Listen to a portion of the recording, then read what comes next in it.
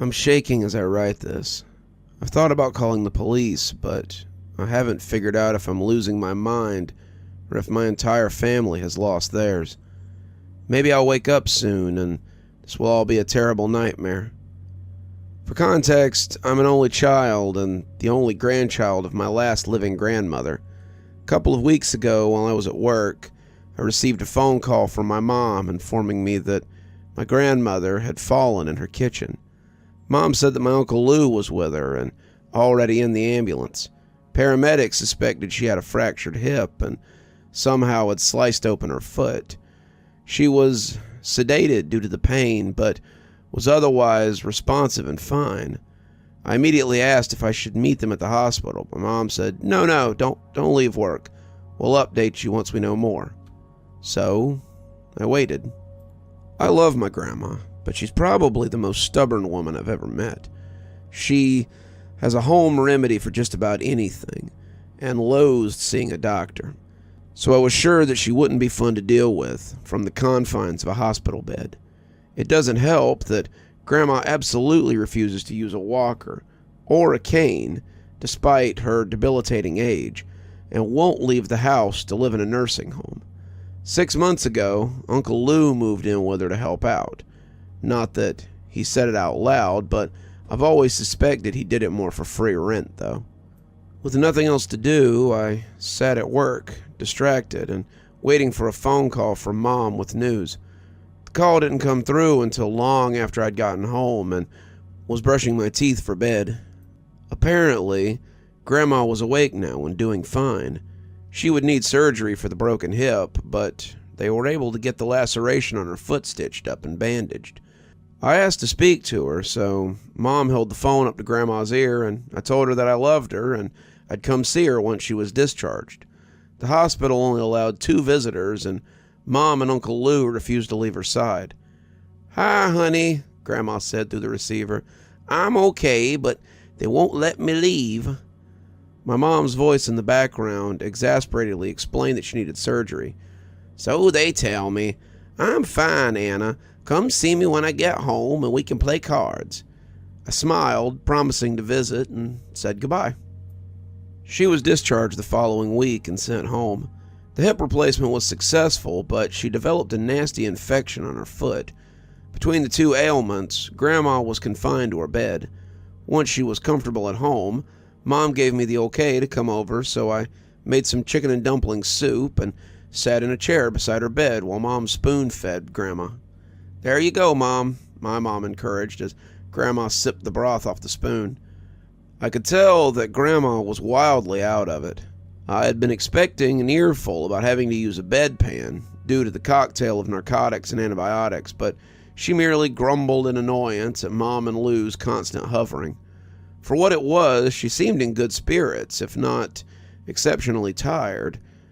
After about 2 hours of small talk and a soup mishap, I got up to leave. Mom saw me to the door. "She'll be fine, Anna. Lou and I are taking care of everything. Don't worry." I left feeling optimistic that my grandma would be back to her old Spitfire self relatively soon. But that visit with the soup was over 2 weeks ago now. Not long after, Mom took a leave of absence from work and holed up in Grandma's house with Uncle Lou. Each time I called, Mom gave a new excuse as to why I shouldn't visit. Risk of infection, flu season, fatigue, bowel issues, you name it.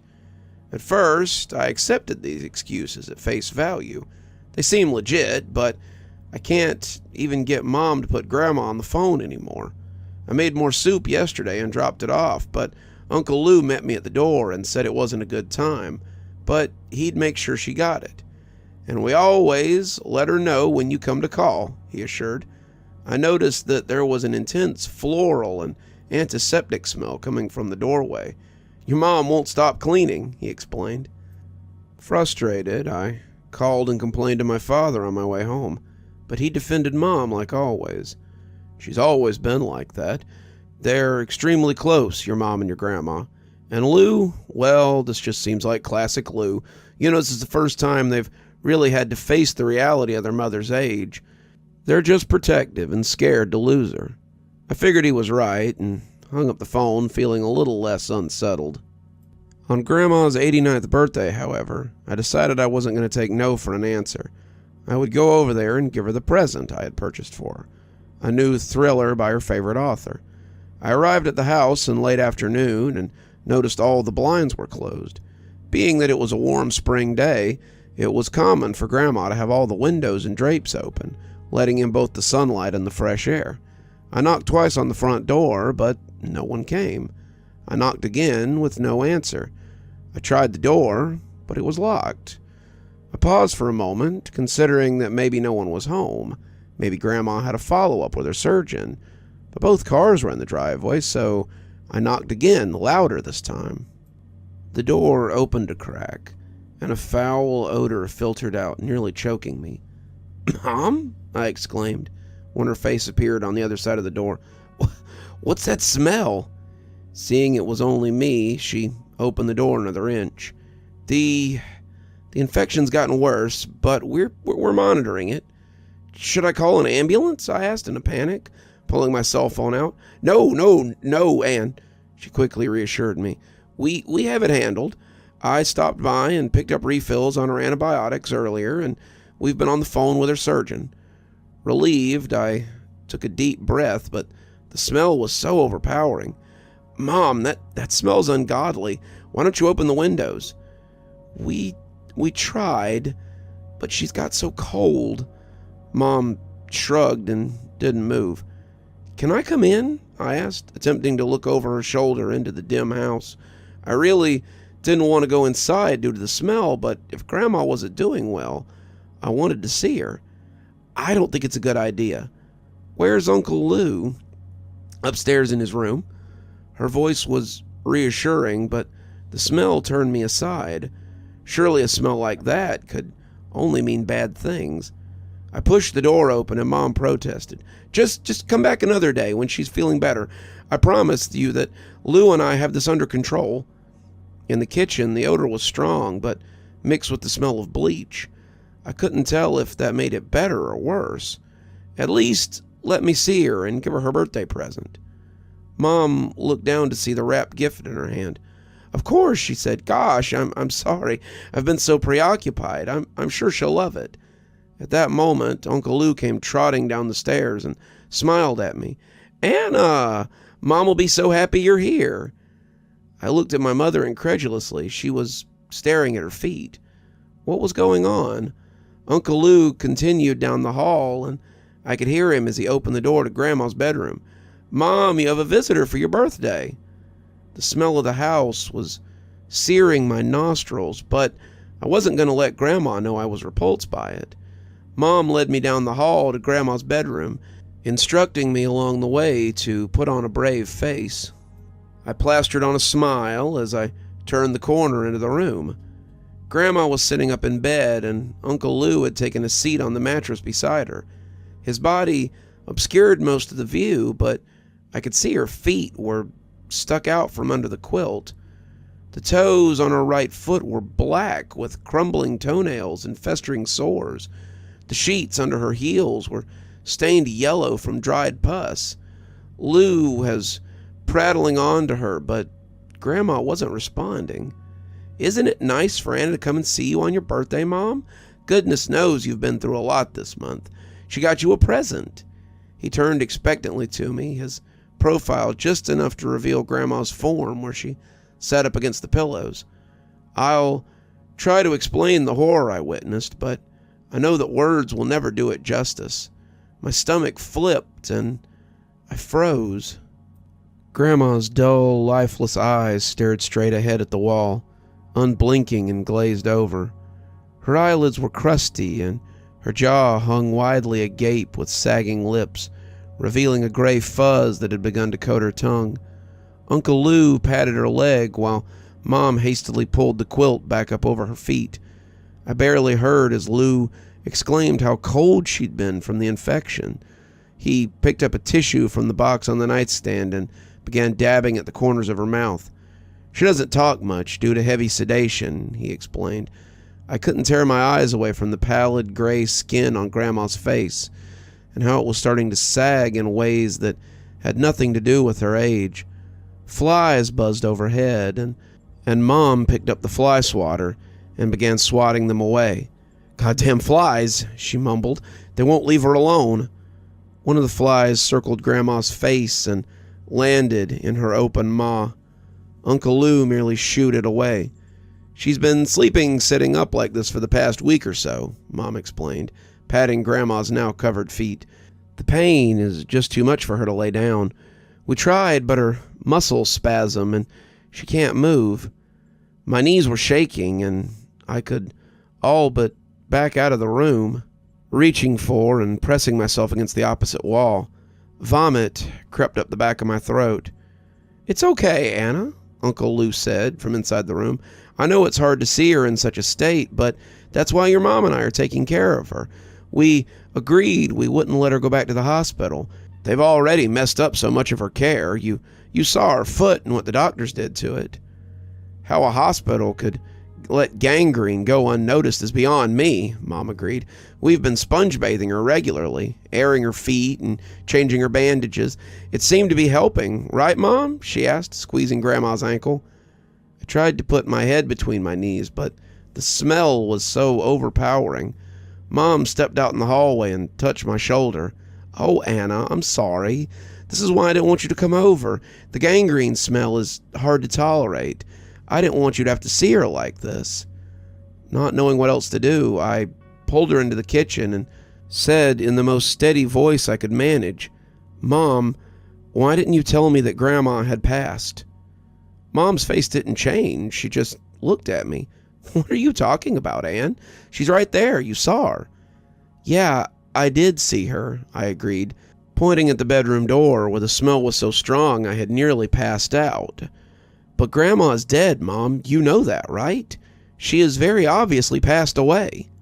Mom's eyebrows narrowed and she pursed her lips. "Listen, Ann, I get that it's hard for you. Hell, it's hard for all of us, but if you're saying this just to hurt me, it's not going to work. Stop being a brat. Your father is on his way over with a birthday cake." The room began to spin, and I needed to get out of that house immediately. I tossed the present on the kitchen table and grabbed my bag, fleeing out of the kitchen door and into the car where I took a deep breath of fresh air. I could see Mom at the large bay window looking out at me. She looked angry and upset, but I quickly turned and walked away. I pounded the steering wheel, yelling obscenities. Other than an open casket funeral, I had never seen a dead body before, let alone one that had so clearly been dead for weeks. But Grandma was undoubtedly dead, and my mother and uncle were staying in that house with her corpse, washing it and feeding it and talking to it like nothing had changed. I threw open the car door and vomited all over Grandma's neglected shrubs. By the time the dry heaves kicked in, Dad's car pulled up in the driveway. "Hey, sweetheart," he said as he opened the car door, seeing me kneeling in the grass. "Are you all right? Your mom called and told me you were quite upset." "Dad, she's dead," I choked out at the house. "Who's dead?" he asked, his voice worried. "Grandma. Grandma's dead. Mom and Lou, they're just sitting in there with her body." "Anna, calm down. Your mom mentioned you were hysterical and talking nonsense." "Talking nonsense? What are you saying?" I choked out. "Go look, Dad. I swear you'll see. She's dead, and Mom and Lou have lost their minds." "All right," he said, holding up his arms in surrender. "Let me grab the cake, and I'll go inside and see what's going on. Just stay here, okay?" I collapsed back in the front seat of my car, blasting the AC in an attempt to flush the smell of rotten flesh out of my nose. It felt like an hour before the front door opened again, and Dad calmly walked over to the driver's side window. "Hi, Anna Bear," he said cautiously. "Did you see her, Dad? You saw her, right?" "Shh, Anna," he said, placing a hand on my shoulder. "Calm down. Yes, I saw her, and she's very sick, but otherwise alive. Your mom and Lou are taking good care of her." "What?" I clearly screamed.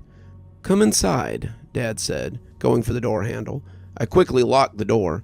Dad threw up his hands in frustration. "Just come inside, Anna. Uncle Lou is getting Grandma into her wheelchair, and we're all going to have some cake." He glanced up at the front window of the house. "Ah, see? There she is." I glanced up to see my grandmother's face at the window, her dead eyes looking blankly out the front yard. Rigor mortis had made it so her body couldn't sit in the wheelchair just right. Even from a distance and through a pane of glass, I could see death in her eyes and the shocking gape of her mouth. Her face looked even more twisted now, as if she'd taken her last breath in a tremendous amount of pain.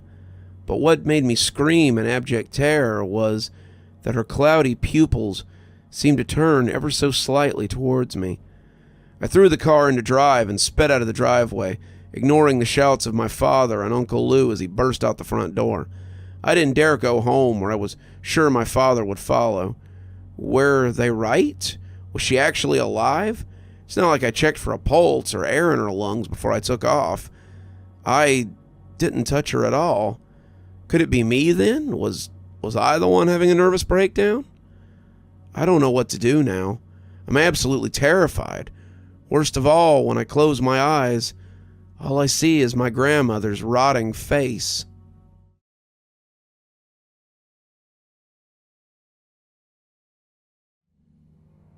Jeff would have killed Keith if it hadn't been for that one final punch across the face, knocking him off and allowing Keith to crawl away. Keith dragged himself to his feet and gasped for air, running away as soon as he could, wanting to get away from the crazy man as soon as possible. Jeff, on the other hand, lay in the grass, feeling a hot liquid run across his lips and stain the grass under him. Was he bleeding? Touching his lips, he pulled his hand away to see the blood on his fingers. This sight sent shivers down Jeff's spine as he realized what had happened. He tried to murder someone. Picking himself up off the grass, he quickly grabbed his bag and made his way home. Half of his face felt numb as blood dripped onto his favorite shirt. Walking had also become a chore for him, but he pushed through. He wanted to cry to ease the pain somewhat, but he wouldn't do that in public. Crying in public made him feel weak.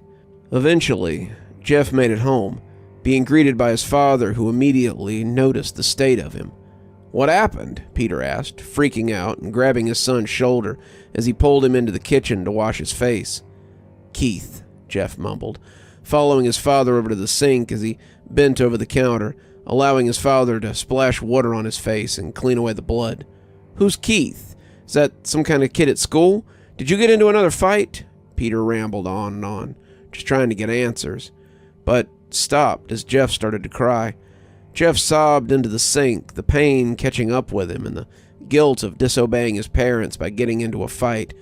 Peter didn't even know how to react to such a sight, stepping away from his son so he could get something cold to hold against Jeff's bruised face. "I'll tell your mother about this when she gets home. You're not in trouble, just don't be stupid next time."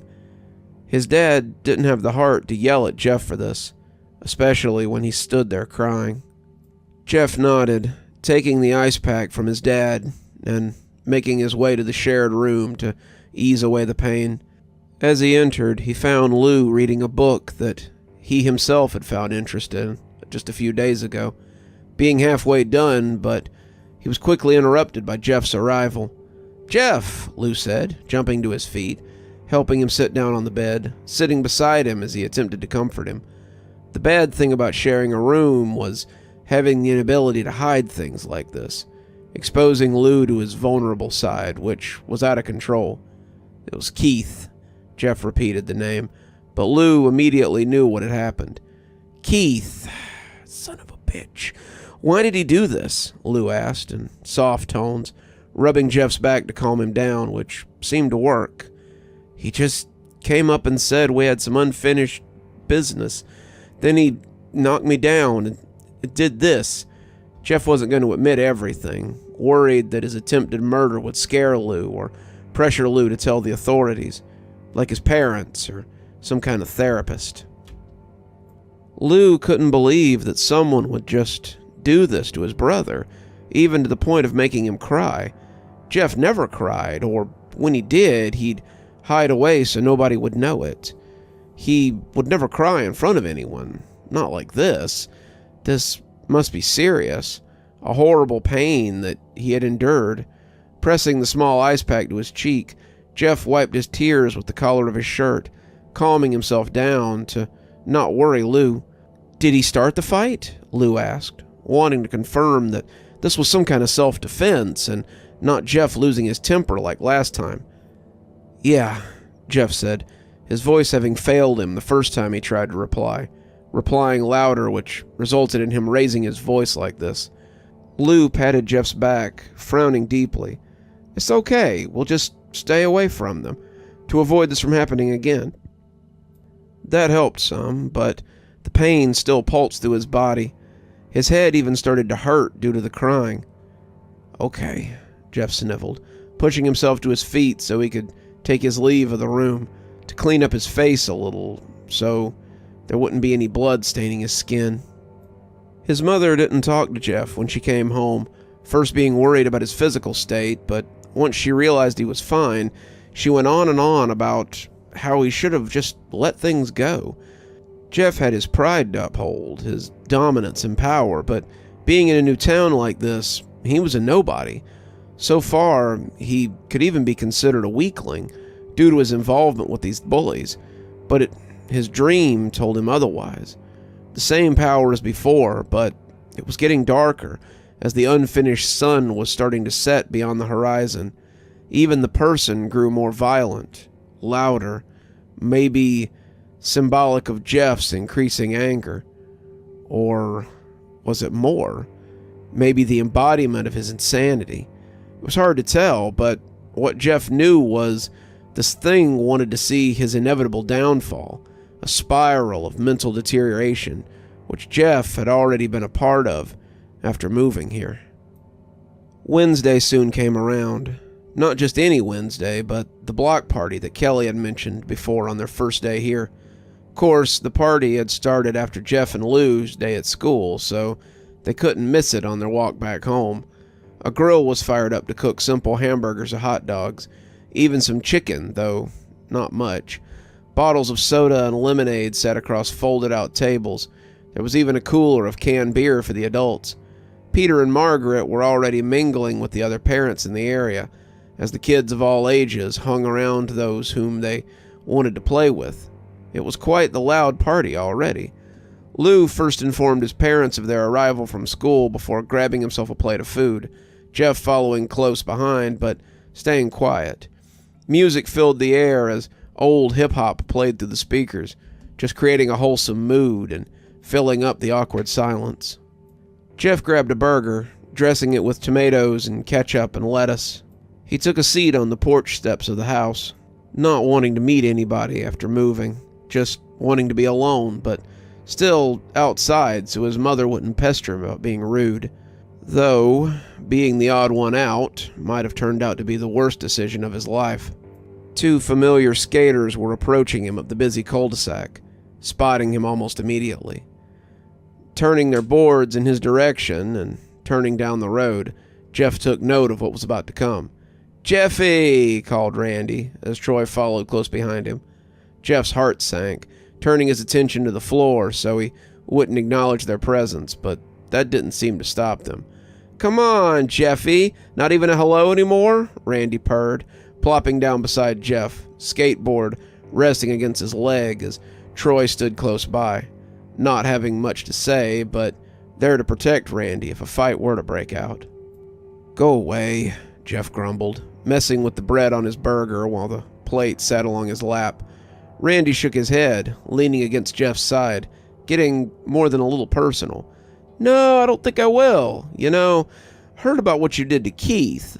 That name rang through Jeff's ears. He just wanted to forget what had happened in the first place. "Honestly, I don't believe it." Randy leaned closer to Jeff, who turned his head away, not giving him the satisfaction of looking at him. Randy huffed, quick to knock the paper plate out of his lap, sending the food flying into the yard. "Look at me, you little bitch," growled Randy, finally getting Jeff's attention as he glared back at him. "What do you even want?"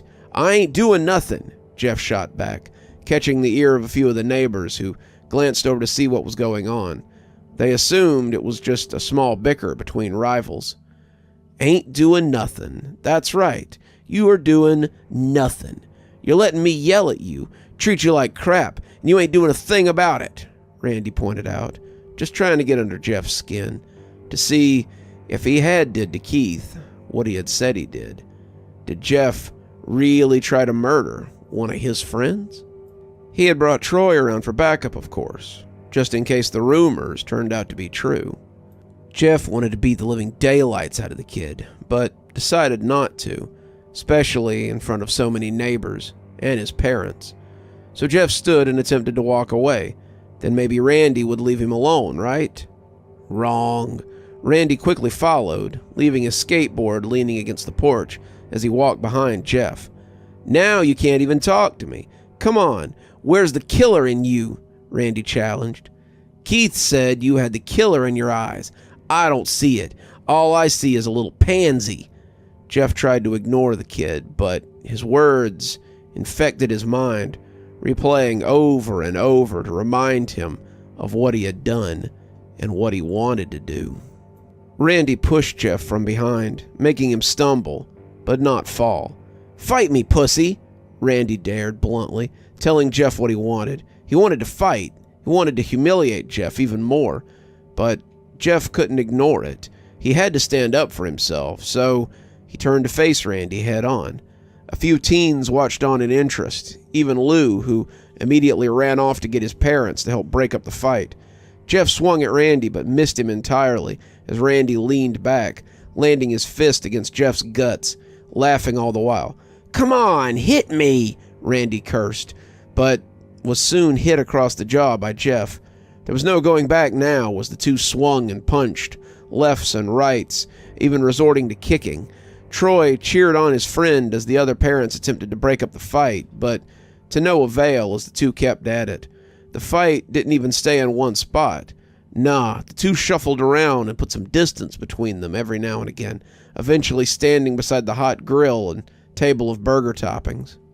Jeff scanned the area for anything he could use to fight with, blood boiling through his body, as all he could do was try to win at all costs. He grabbed a knife, the knife that had previously been used to cut tomatoes and onions, the juice of which was still on the blade. But Jeff didn't care as he swung in Randy's direction. Surprised, Randy tried to stay out of the way of the knife while also continuing the fight, but it was proving difficult, having been sliced at a few different times. Parents watched in horror as two 17-year-olds fought to the death, calling out for them to stop and even calling the police.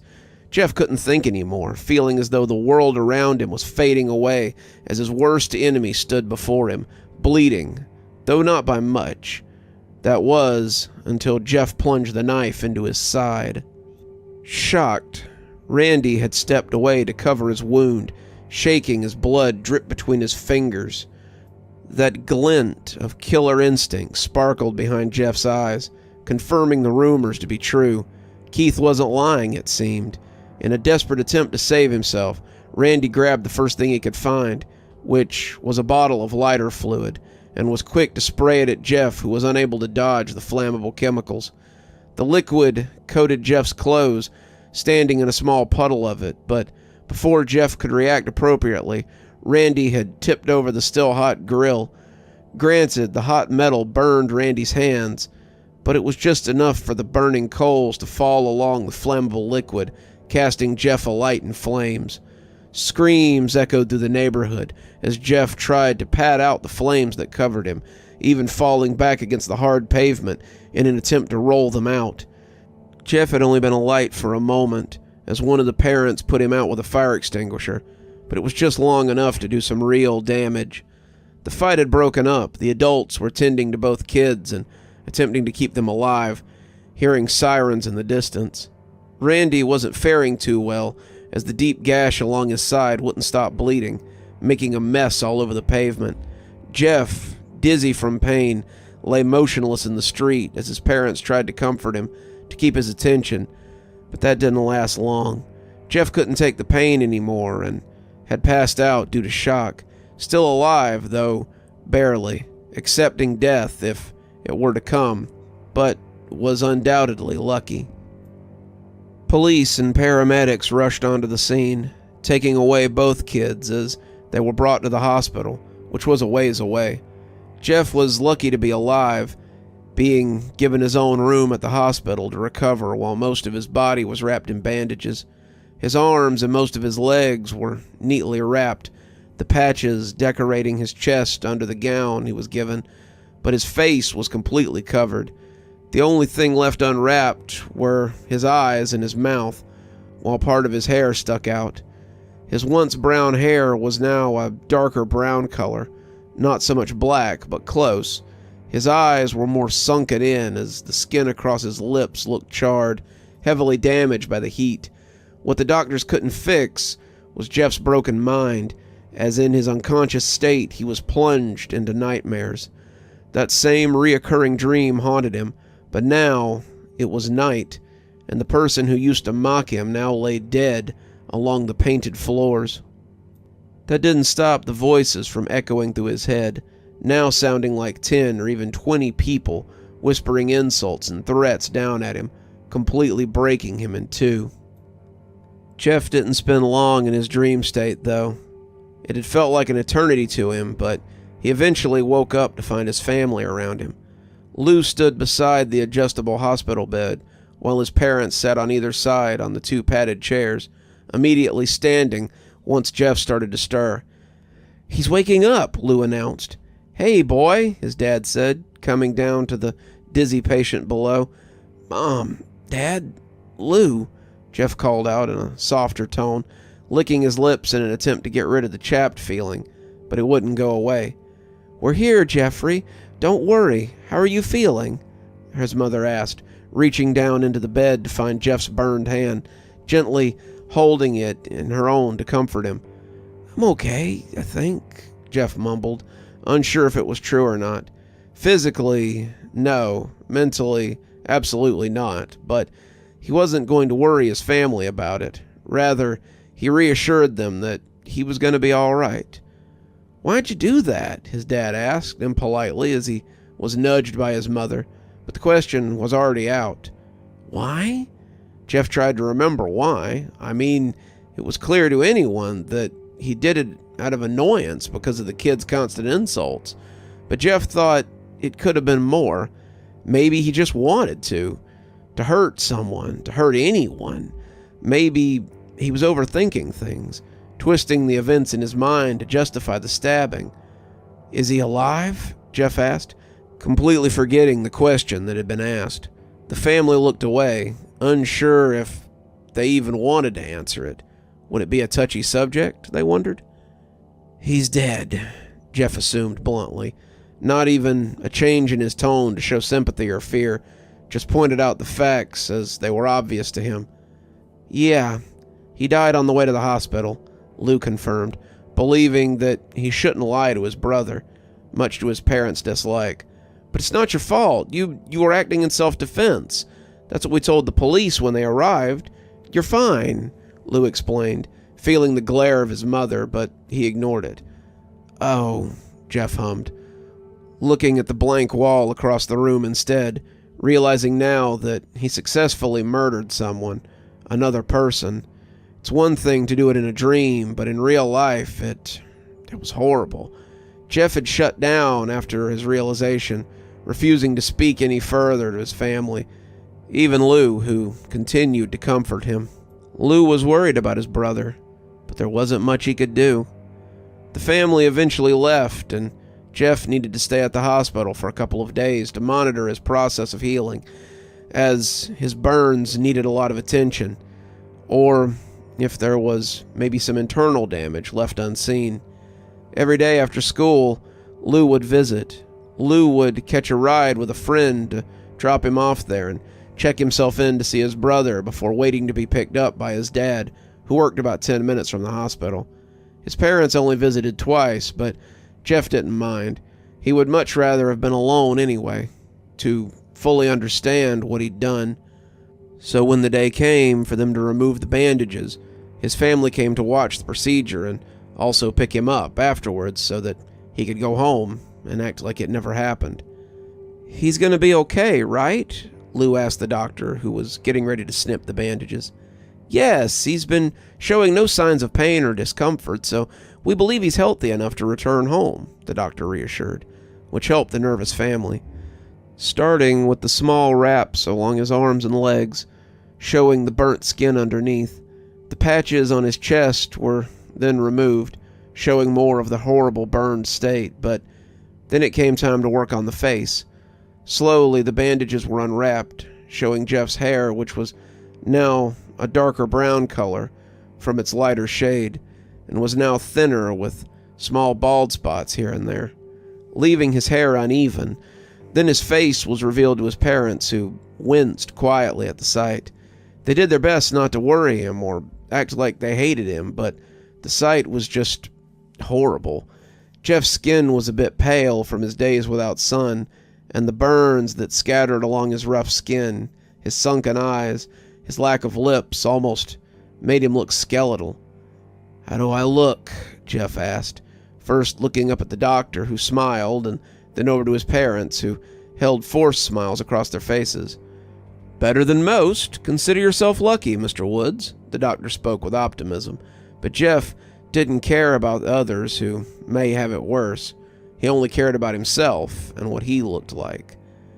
"Let's get you out of this bed, and when you're ready," the doctor glanced over towards the parents, waving for them to come over. "A word, please, while he gets ready." They asked as the family agreed and followed them out of the room.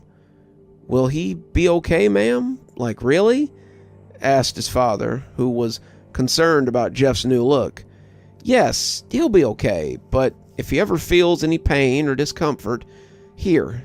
The doctor pushed through her pocket to retrieve a small note. "Here's a doctor's note for some pain relievers and a number for a therapist, if he needs it. Knowing patients who undergo extreme pain, it could make them act differently, so this should help provide a safe outlet for him to express his emotions," the doctor explained, giving his father a note and holding out the prescription information, also the number for the therapist. "Thank you, ma'am." His mother bowed her head, thankful for all the help they had been given, but now the three of them waited on Jeff. His mother had left a change of clothes for him on the small cushioned chair by the bed, something comfortable for the cold night just outside.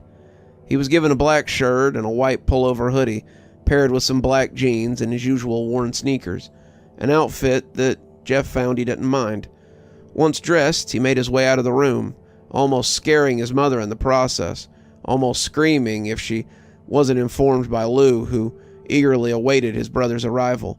"Looking nice, bro," Lou smiled, offering a compliment in an attempt to lighten the mood, to make Jeff feel better about his appearance, which worked a little. "Thanks," Jeff laughed softly, more so a huff of air leaving his mouth rather than a laugh, but Lou thought of it all the same. "Y'all hungry for some pizza?" his dad announced, planning to stop by the pizza shop on the way back home for a quick meal. It was dinner time after all, and the two brothers seemed happy about that. With that, they checked out of the hospital and made their way back home. Jeff and Lou sat in the back of his father's truck, the seat in front smushing his long legs, but he'd grown used to such a tight space over the years of riding in the vehicle. As promised, his dad stopped for pizza, rushing in to grab a box or two to feed the family and believing that they could eat what was left over the following day. But that was just a waste. After dinner was bought, the drive home was silent, almost tense due to the awkward atmosphere. Pulling into the driveway of their home felt weird for Jeff, remembering the day he murdered someone here and he himself had been burned alive. Brushing his fingers over his cheeks, he tried to push that memory aside to focus on the task at hand, to get inside and devour some pizza. Pulling the front seat forward, Jeff and Lou crawled out, fixing their clothes as Jeff took a moment to look across the street. There was nothing there. Not even Jeff knew what he was looking at. Maybe the memory of what had happened here.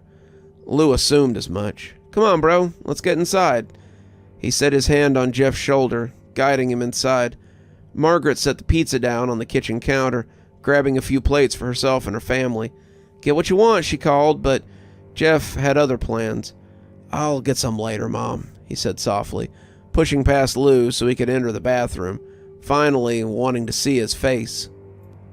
The sight stunned him, viewing the dead skin and peeling scabs, the thinning hair. He looked hideous, an abomination, but he felt as though he deserved it. No, he deserved more than this. Burning his entire body wasn't a decent enough punishment for what he had done. For God's sakes, he had murdered someone, let alone a kid just like him. So this just wasn't enough. More needed to be done before he could truly forgive himself for what he had done. "Jeffrey," called his mother, pulling Jeff from his thoughts. "Yeah," he shouted back. "You need to eat something," his mother said, expressing her concern about Jeffrey's skinny frame and more so his health in general, believing he needed to be fed breakfast, lunch, and dinner to make up for his injuries. "I'll get some in a minute," Jeff groaned, not feeling in the mood to eat, but he couldn't keep staring at himself, or else he'd start thinking of things he shouldn't. Leaving the bathroom, he passed by Lou, who carried a plate to their room, always a bed-eater even at a young age. The comfortable environment while eating a delicious meal would always make Lou feel safe or content, so tonight wasn't any different. Jeff watched his parents eat together at the kitchen table, smiling when their son entered the room, a forced smile that Jeff could see through. He didn't pay them any mind and simply filled a plate with pizza, only grabbing 2 slices before joining Lou to eat in the room. Their room looked so weird to Jeff as his side was left untouched, maybe clean of dirty clothes he had left on the ground. But other than that, it was left the same as it had been the week before. Lou's half had a few new additions, mostly drawings or photos of friends he'd made at school, being quite sociable, more sociable than Jeff ever was. Sitting on his bed, Jeff felt sick just looking at the food. "Do you want this?" Jeff asked. Lou, who sat cross-legged on his bed, pizza hanging out of his mouth, said, No thanks." Lou waved his hand, wiping away any sauce left on the corner of his mouth. "I'm not going to eat this." Jeff sat down the plate, which worried Lou somewhat. "I'll take 1 slice from you, but you have to eat the other." He knew Jeff needed to eat, and even if it was just 1 bite, it was 1 more bite than nothing. "Fine," Jeff groaned as he took 1 of the slices, forcing himself to bite into the cheesy dough, his stomach already churning at the thought of eating this entire slice. But he pushed through it to make Lou happy. As Lou promised, he took the 2nd slice, eating it alongside the other 2 that he had picked up already. Nothing else much happened that night. Maybe a few check-ins from Mom and Dad, but other than that, the 2 sat in bed with barely any conversation between them. Eventually, Lou turned over to get some sleep, leaving Jeff alone with his thoughts. All night long, it was only 1 in the morning when he decided to go to the bathroom, wanting to see himself 1 last time.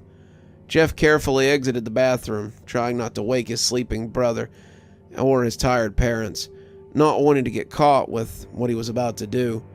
As he mentioned before, burning just wasn't enough of a punishment for Jeff. There needed to be more. That's what Jeff believed, at least. So with the bathroom door open and the light pouring into the slim hallway, Jeff started to look for something to satisfy his need for proper punishment. Then he found the box of razors. The brothers had their own shaving tools, which included extra razor blades to replace the dull ones every now and again, but Jeff wasn't planning to shave his face. No, he was planning to cut into his face with sharp blades. Opening his mouth, he grasped the blade between his fingers, pushing the sharp edge into the corner of his mouth, pushing it into his skin as he sliced his cheek. Tears coated his eyes, dripping down his burned face as he intentionally let out soft cries and whimpers, blood dripping everywhere as it would more than likely stain the countertops, more so the white hoodie he wore. His vision was blurred from the tears, annoying him more than anything, unable to see the damage he was causing until he pulled the razor away and wiped his tears. The cut looked like a lopsided grin, something Jeff wasn't going for, but went with anyway. Before he could do the other side, he had to deal with his vision. He leaned over the counter to be as close as he could to the mirror with his shaky hands. He pulled out his eyelids, cutting them off. He stomped his foot along the tiled floor, letting out quiet screams as tears and blood dripped from his eyes. Even wiping them away didn't help, but now he could see what he was doing. without interruptions.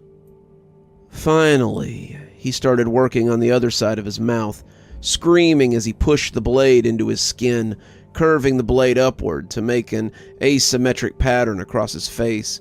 He was soon interrupted by his mother, who stood by the doorway, a hand covering her mouth as though she couldn't believe what she was seeing. Her son was mutilating his face. And for what? Jeff stared over at her, blood dripping from his mouth, his tears freely running down his face. "Mom, I'm sorry. I'm so sorry," Jeff muttered, feeling harsh shock of pain run through his body as he opened his mouth to speak. Margaret, who hadn't moved from her spot, tried to think of how to react, but seeing Jeff in pain broke her heart. "Oh, baby, it's okay. It's okay," she reassured him, hesitantly stepping closer to hug her son, holding him tight, knowing she was shaking as Jeff started to sob. Fear and confusion rose in him as he hugged her, still gripping the blood-soaked razor as a million thoughts rushed through his head. "I'm sorry, Mom. I had to. I killed him." He tried to explain why he did this to himself, but his thoughts started to overwhelm him. "Don't be mad. Please don't be mad, Mom. I'm sorry. Don't be mad at me." It was almost like the guilt was too much for him, so to solve it, he raised the blade to Margaret's neck, slicing the side of it to create a deep gash as blood started pouring from the wound. His mother gasped, pushing him away as quickly as she could, clasping a hand over her neck in an attempt to stop the bleeding.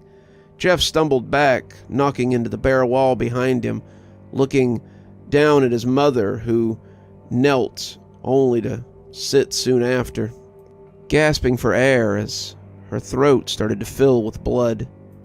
Jeff was shaking, tears rolling down his face as he watched her bleed out, pulling his attention towards his father, who had rushed over to see what was going on.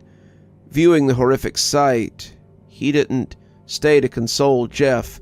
He saw his wife dying and some psycho killer wielding a razor blade. He wasn't that stupid. So in an attempt to save himself and his younger son, he ran for his room, deciding right then and there that he wasn't going to let Jeff kill his entire family. His father stumbled to the side of the bed, digging through the drawer of the nightstand and pulling out the lockbox with the 4-digit code. With shaking hands, his father unlocked and opened the box, revealing a handgun and a couple of rings and necklaces, some cash, family photos, and a knife that had J. Woods carved into the side of the handle. The knife was a gift handed to Peter from his long-gone father, Joshua Woods. With the gun, Peter checked to ensure it was loaded, and it was only 5 shots. He had to make them count, but was he really going to shoot his own son? Jeff stood in the doorway to his parents' room, the lights of the bathroom faintly showing off his new look, even shining off the blood-stained razor in his hand. Peter aimed the gun, standing his ground as he tried to find the words. You did this, okay? You killed her," he yelled, trying to understand how Jeff was such a monster, a killer who needed to be put down. Jeff didn't want to die, at least not at the hands of his father, or more so the gun. So Jeff dashed into the room, his ears ringing as Peter shot in his direction, missing as the bullet pierced the bed that Jeff had jumped onto.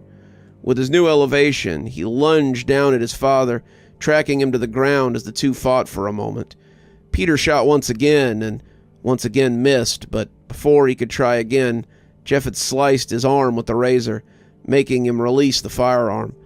Jeff took the opportunity to grab it, setting it against his father's chest as he pointed the gun down at his face, his hands shaking as his fingers laid across the trigger. "Don't be mad, Dad.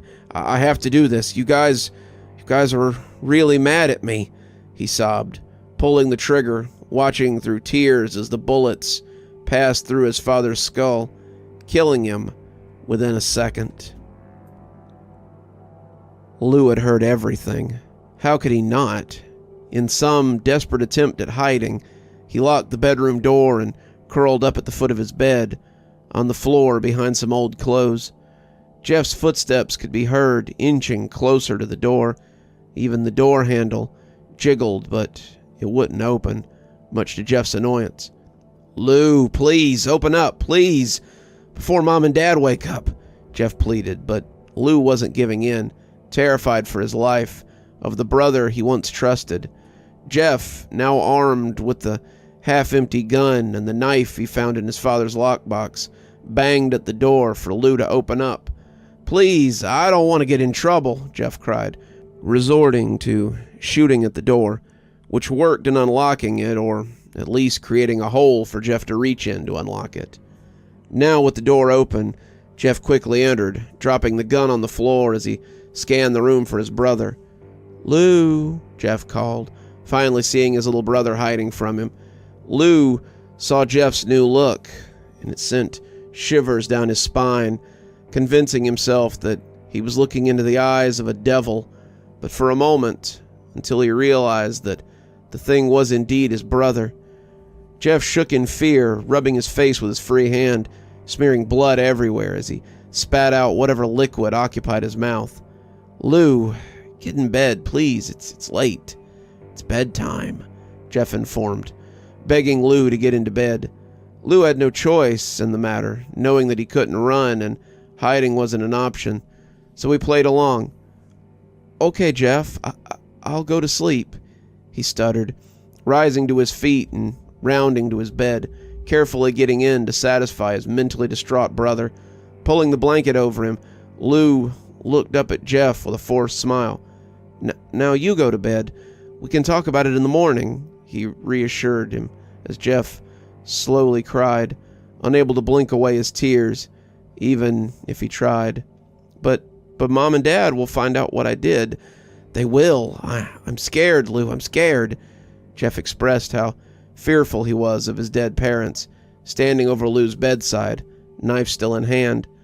They won't be mad, Jeff. I'll talk to them, okay?" Lou swallowed down his fear, but Jeff just couldn't understand what was happening, what he had done. Just go to sleep, Lou. Please, just go to sleep. Please, please, please, Lou. I'm sorry. Just sleep. Jeff broke down, slicing the knife across Lou's chest, causing the boy to scream out in pain, but Jeff didn't stop. Slice after slice, even a few stabs were inflicted on the poor boy, as Lou's cries echoed through Jeff's mind. The only thing that made Jeff stop was the soft whimper he heard from his brother, begging out, "Jeff, please!" Only then did Jeff realize what he had done, and without another word, Jeff took off down the hall. He was terrified of what the family might say to him, might do to him when they woke up from their forever nap. But this was all in his head. His parents would never wake up, but he continued to flee, even running out of the house and disappearing into the night, needing to get as far away as possible. Lou was left bleeding out on the bed, shivering from the coldness of death as the warm blood blanketed his shaking body. But he wouldn't give up. Lou wouldn't die.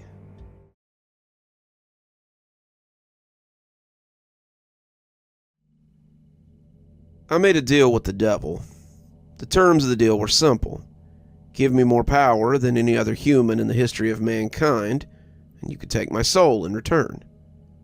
"That's it?" he mused. "Yeah, that's it, but no funny business," I warned him. To think I, a mortal, was warning the devil. "Fair enough. You'll have all the power you need in the world." No. Not all the power I need. I want to be the most powerful human in the history of mankind. Those are the specific terms. Anything else is unacceptable. "Very well. You'll be the most powerful human in the history of mankind. Ever," he said, with a fiendish yet charming smile. Why is it that when he appears to us, he's always a charming, irresistible, handsome man? I mean, I'm straight, but he was just gorgeous. "Now, sign here on the dotted line." He presented me with a contract written in Latin. "I don't understand anything it says," I said, having second guesses about the whole ordeal. "Leonard, you're a lonely man in his mid-30s with no partner, spouse, or children. You're a wage slave who busts his ass over 10 hours in a measly warehouse a day and gets paid minimum wage. You are 3 months behind on your rent, and the creditors are beating down your door while you blow your money on booze and crypto.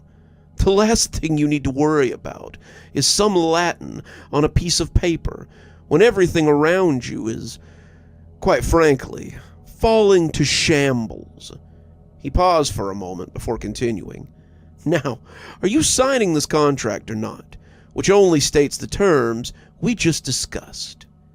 His voice was as calm as the first time he had introduced himself, yet I felt like it carried a hint of anger beneath it, which was only detectable by a subtle change in his aura. I took the pen from his hand and signed my name at the bottom of the page. That was that. The next day I was fired from my job. My performance was subpar at best, and the warehouse wasn't doing exactly well, so some employees were let go, including myself. "Are you kidding with me?" I said furiously. So much for power. I just lost my only source of income. Instead of heading back home, I went to a nearby park and just laid down on the bench, contemplating what I'd do now, since I was on the verge of getting kicked out of my apartment and I had no job. I heard some rustling in the nearby bushes, and a man emerged, wearing all black and a face mask. He quickly paced in the direction of a middle-aged man, probably in his 50s or 60s, who was feeding the pigeons. He took out a gun from his pocket, and before he could take aim, an invisible force hurled itself towards him, landing me on top of him with both hands over it, pinning him down as I held the gun in check. The old man was startled and quickly booked it. Obviously, why the hell did I do that? I mean, I hadn't even moved. Something had moved me, or him perhaps. Still, I needed to hold the man down if I were to survive the situation. And I had just made an enemy who was armed. I shouted for help. "Help! Help! This man has a gun! Help me!" I was able to get the attention of some people who rushed to my position, where one man took the gun from the hand of the other I was pinning down, and the other helped me twist his arms behind his back. Soon the police arrived, and with them, the old man. I soon discovered that he was no ordinary man, but a rich business tycoon. A billionaire, in fact. Having saved his life, the man was extremely grateful and gave me his card. "Please, let me repay you. Come see me in my office tomorrow." So I went. The man was in real estate and owned several companies. He'd cut ties with his family and lived alone with his immense wealth. His wife was dead, his kids were assholes who only wanted his money, and relatives all wanted him dead so they could get a piece of his fortune. In a sense, we were alike, two lonely souls who found solace in each other's company. So much so that my unintentional act of heroism developed into an intimate relationship, which was the last thing I would have expected. In a matter of weeks, we were a couple, and a few months and several expensive trips abroad later, we were engaged. Him coming out of the closet was the best thing that happened for the company, as the shares skyrocketed and more business started to pour in. I felt like a princess, completely high on power. I had everything at my disposal. Money, fame, power, you name it. Unbeknownst to my fiancée, I was letting it loose with all the girls I wanted. From a beta loser to a practical millionaire, which was what I had in my account, this was quite a transition. Finally, the devil had delivered on his word, and I had exactly what I wanted. But then, my greed destroyed everything. We were never exactly careful, me and my fiancé. It was only a few months ago that he took me to the hospital and had me checked up on, only to confirm that I'd contracted AIDS. Turns out he was having casual hookups with a couple of guys before me, and had contracted it just prior to meeting me. Now I had it too. My life was utterly destroyed, just as it was starting to get better. I did, in fact, have everything, and the power was just starting to grow, as several companies he owned were transferred to my name. I was devastated, although he tried to reassure me that he would buy me the most expensive treatments that medical science could offer. I knew it wasn't going to be enough. My health dwindled rapidly, and I became a husk of my former self. He, on the other hand, barely showed any signs. His health was as good as ever. He didn't lose any weight, and he wasn't getting as sick as I was, or rather, he wasn't getting sick at all. Had I not known he also had AIDS, I would have said he was getting even better day by day. In a matter of months, I was on the verge of death. As I lay in my bed, too weak to move, I knew my time had come. My eyes fixed on the door, as I knew he'd come to take me soon. When the door opened, he walked in ever so calmly. "So, how was your power? Do you like the man?" "Quite a fellow, isn't he?" he smirked. "Just take me. Make it quick." "Oh, but don't you want to know why like this? Why so soon? I mean, you must have questions." "No, not really. Just do it." "Very well, but do keep in mind I did deliver on my promise. You did feel like you were the most powerful man in history, right? All that money, all those women, the booze. You sure went crazy. That's what all the low-tier people do. Now, the high-tier people, they play a hard bargain. They play by their own rules. Take your fiancé, for example. He made a deal with me quite some time ago, 30 years to be exact. In exchange for extending his life and giving him all his wealth, he would help me collect souls for hell." "What?" I was sitting up in my bed despite my frail state. "Yes, he was the one to spot you, help me deliver on the promise I made, gave you the disease that's now killing you, and made it all the easier for you to die an earthly death. The man is on his 13th streak, which, quite frankly, is impressive." You tricked me." "I always do. That's the game. You knew it the moment you called on me. I'm a deceiver. I deceive everyone. And I'll have his soul too, eventually. But for now, I'll let him go and find someone else. As for you, the worst levels of hell await your arrival." With that, he snatched my soul and dragged me down with him, all the way to the boiling pits of pus and magma that would burn my skin off and make me suffer an agonizing death for all eternity. As for him, my fiancé, he was given another 5 years to live. Before he runs out of it, he'll live as he pleases. Just as the last year starts, he'll be attacked in the park, where a broke man such as me would come to his aid, who would then be invited into his life, and then he'd offer the poor man's soul to the king of hell. What a vicious cycle. But what a clever cycle, too, I suppose.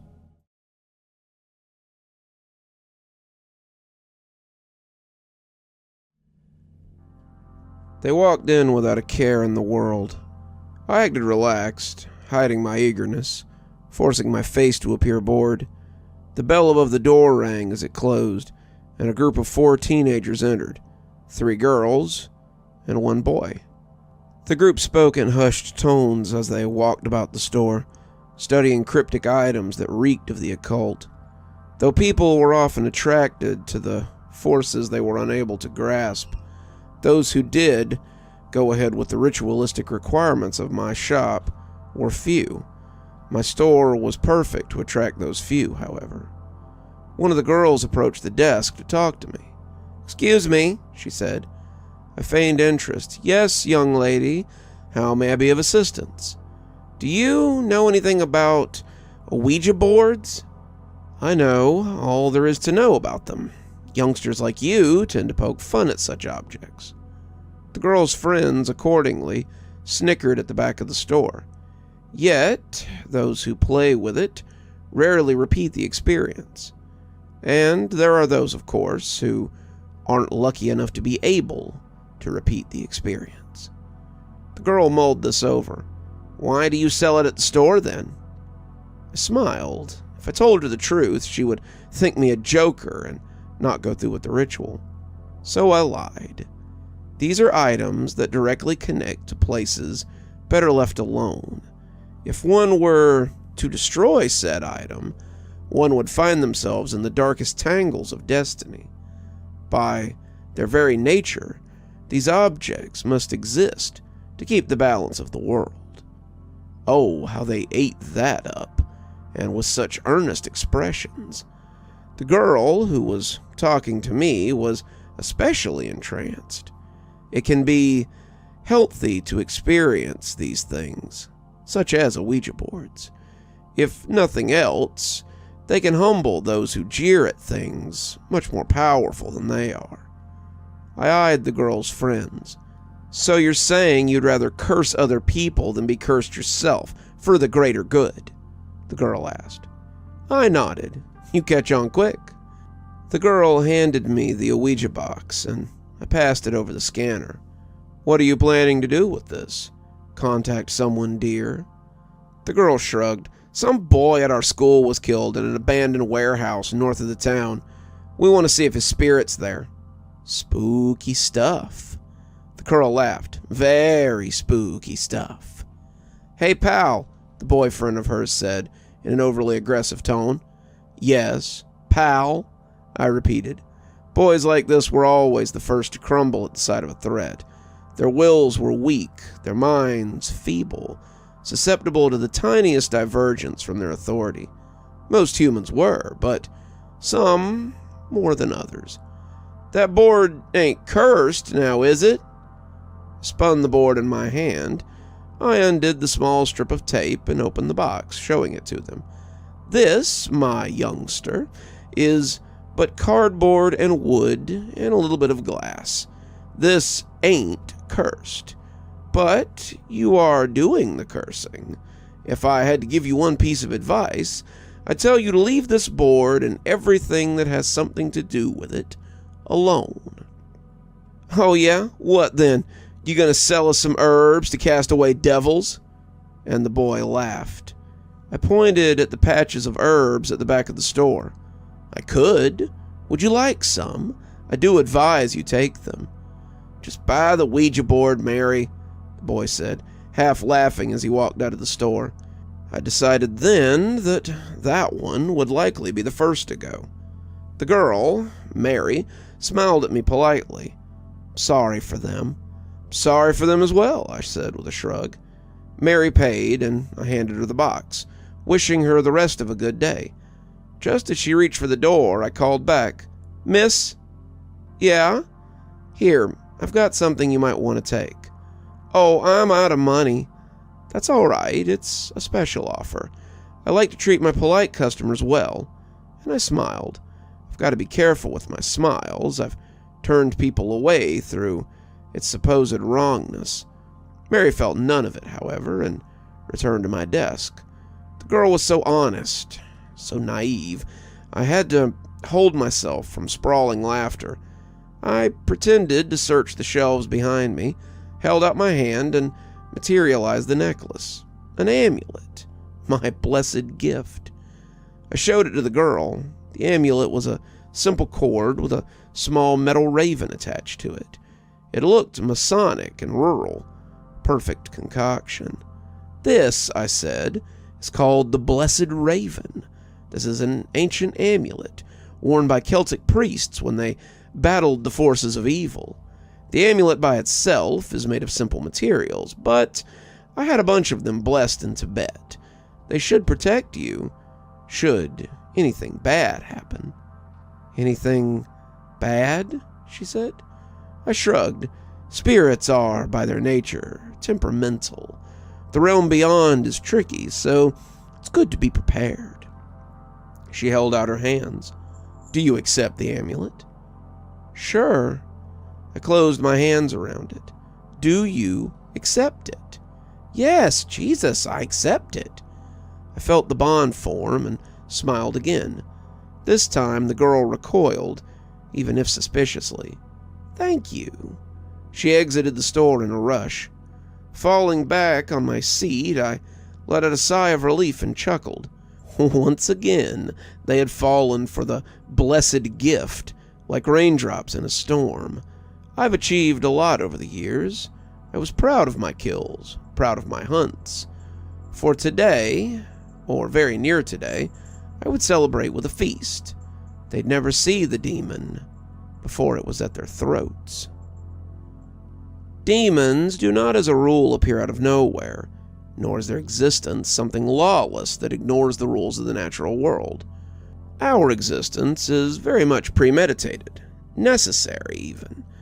Even if we are few, and our work is not substantial enough to change the tide of history, rumors of us tend to keep humanity in line.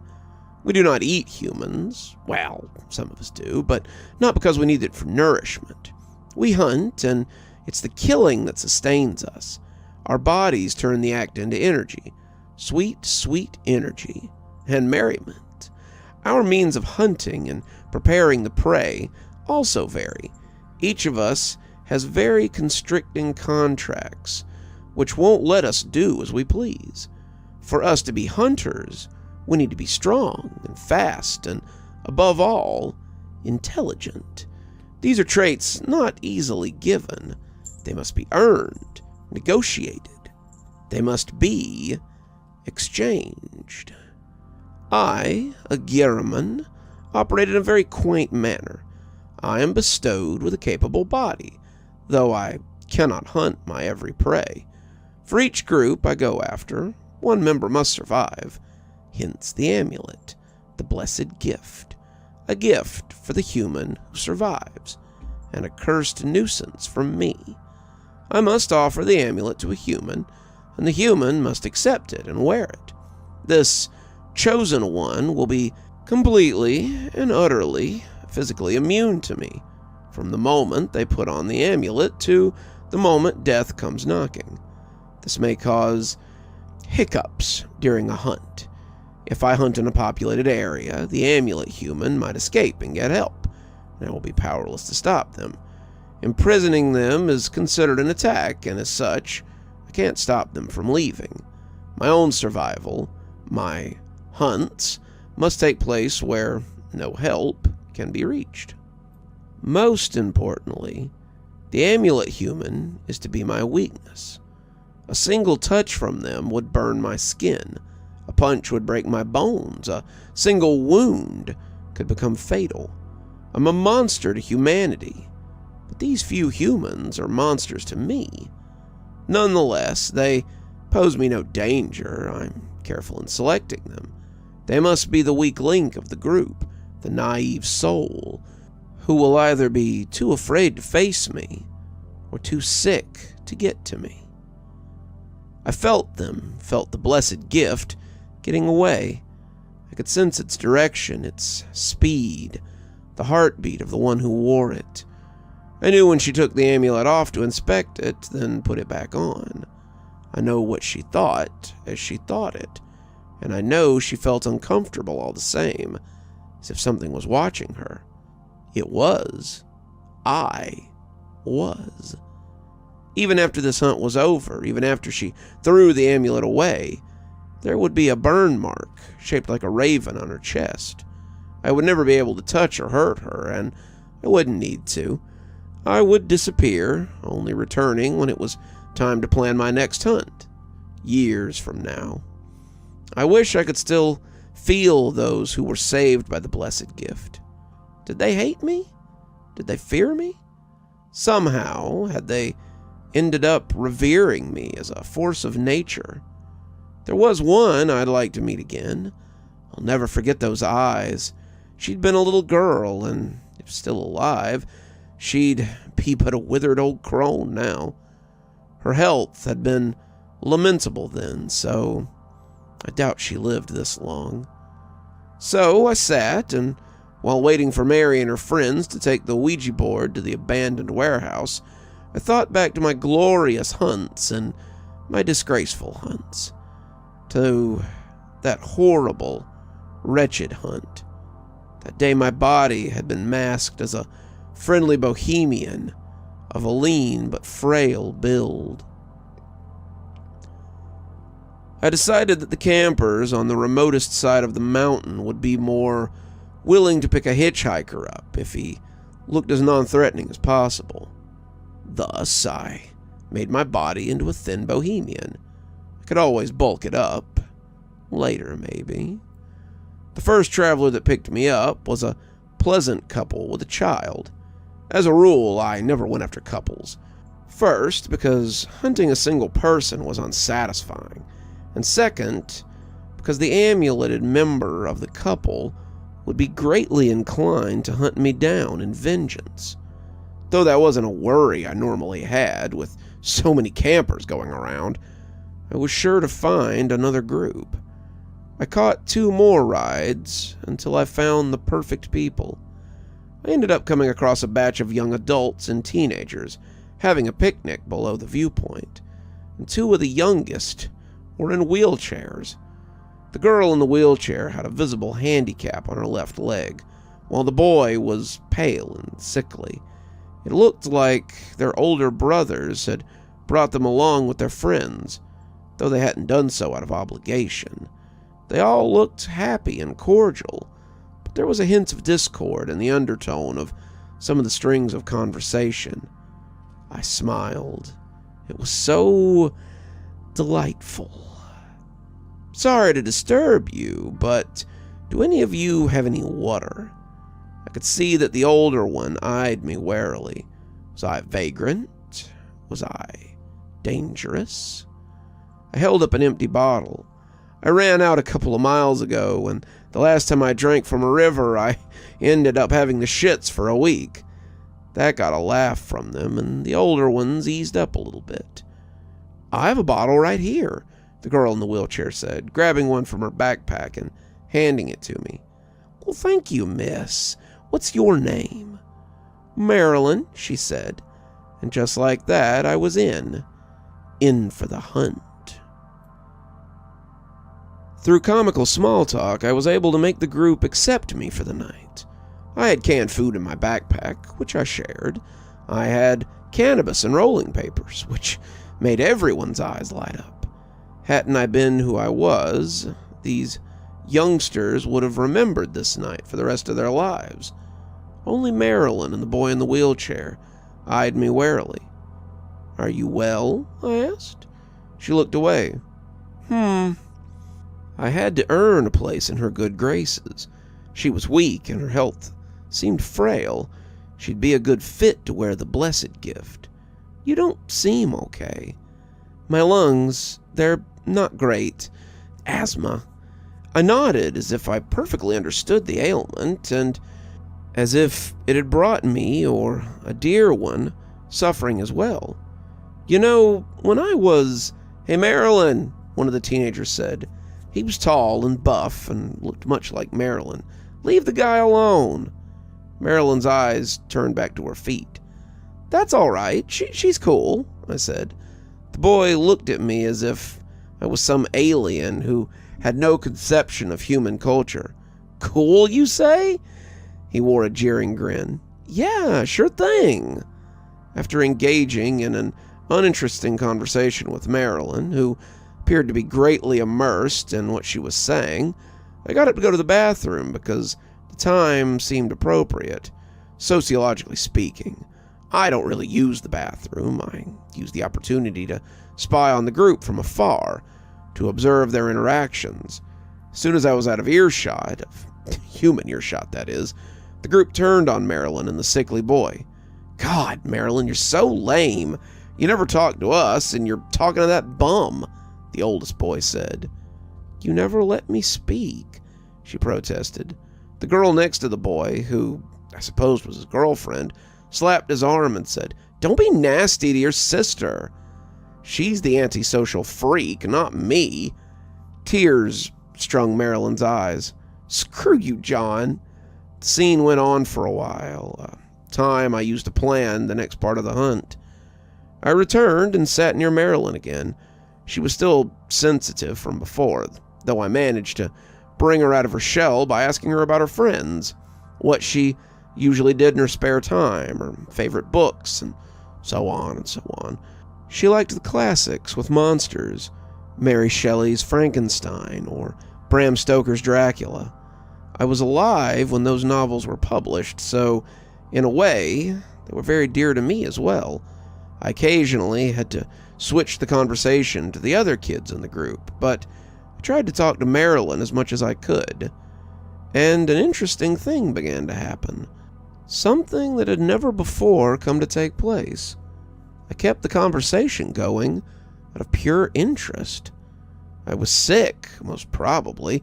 Demons can have illnesses of the mind, or so I've been told, yet the effect was clear. I was enjoying the conversation, and as such, I kept it going. I could have introduced the amulet a long time ago. Hours ago, in fact. The sun was setting, and the group decided to hop back in their truck and ride to a campsite 20 minutes away. They were kind enough to let me ride with them. I do sense something strange today, I eventually said. Me and Marilyn were in the back of the truck together with the sick boy, who was quiet and refusing to attempt any conversation whatsoever. Something strange? How so? Do you know why I wander around so much? It's because I hate cities. The reason's simple, if you can believe it. I can feel bad things. I can feel bad feelings. In a city, there is stress, anxiety, sadness. There's violence, frustration, and pollution. Out here, there's just nature. There's peace. There's an order, an ancient order, harmonious in so many aspects. Here, I feel safe. Marilyn nodded towards the front of the truck. You're probably feeling my brother, then. I felt him a long time ago. I'm feeling something different now. I reached over to my backpack and froze. Should I? The moment the amulet was around her neck, it'd be too late to halt the hunt.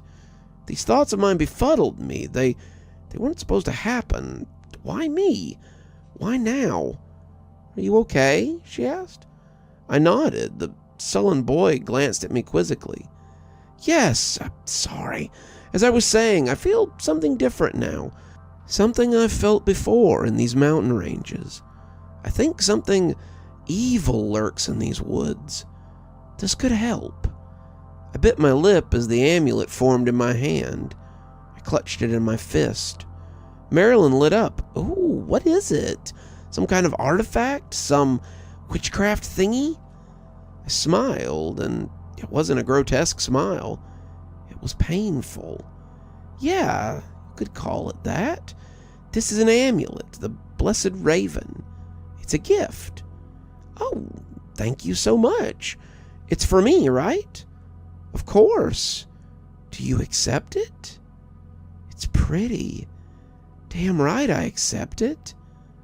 I nodded, hesitating, then handed it to her. Something in my chest weighed down as she put the amulet on, and I gained insight into her mind, into her heart. She was happy, content even, that someone was talking to her, making an effort to get along with her. Does it look good on me? She asked. Suits you just fine, I said. It was strange how I knew that, even if I had to, I wouldn't be able to kill her. Nevertheless, the hunt was on now. It was too late to turn back. The kids set up camp. I helped. I also helped Marilyn down from the truck. Slowly, my thoughts turning to mush midway as I thought them. The sickly boy kept studying me as if he had already guessed what I was. Even if he cried wolf, what good would it do? Destiny was already set in stone. You keep spacing out, Marilyn told me. I'm just tired, and the woods are really beautiful around here. Marilyn nodded, but also dark, a little too dark if you ask me. Marilyn's brother lit up a fire. I had to surround it with stones as embers kept threatening to light the grass on fire. The forest would have no option but to witness evil today. Let it at least not see fire. The group naturally came to rest around the fireplace. stabbing marshmallows and crackers with sticks and holding them up to the fire. It was a chilly but pleasant night. "Have you ever heard of the Midsummer Ghost?" a boy said. And so it started. I glanced at Marilyn. She'd be safe. She'd at least be safe. The Midsummer Ghost always hides like a man in need. You never see him for who he is, for he only lets you know what he is the moment he's got his claws in you. This was too fitting. God was playing tricks on me. Legends say that he was a little boy who was abandoned in the woods by his parents.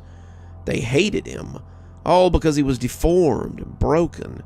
It's said the boy never died, and that he was taken in by the woods and became part of them. He asks for help, as help has never been given to him in life. If it's denied ever again, the Midsummer Ghost will slice and pull your entrails out and dress himself in them. The children were silent as I began to let go of this human form. What was I doing? Why wasn't there a way to stop this?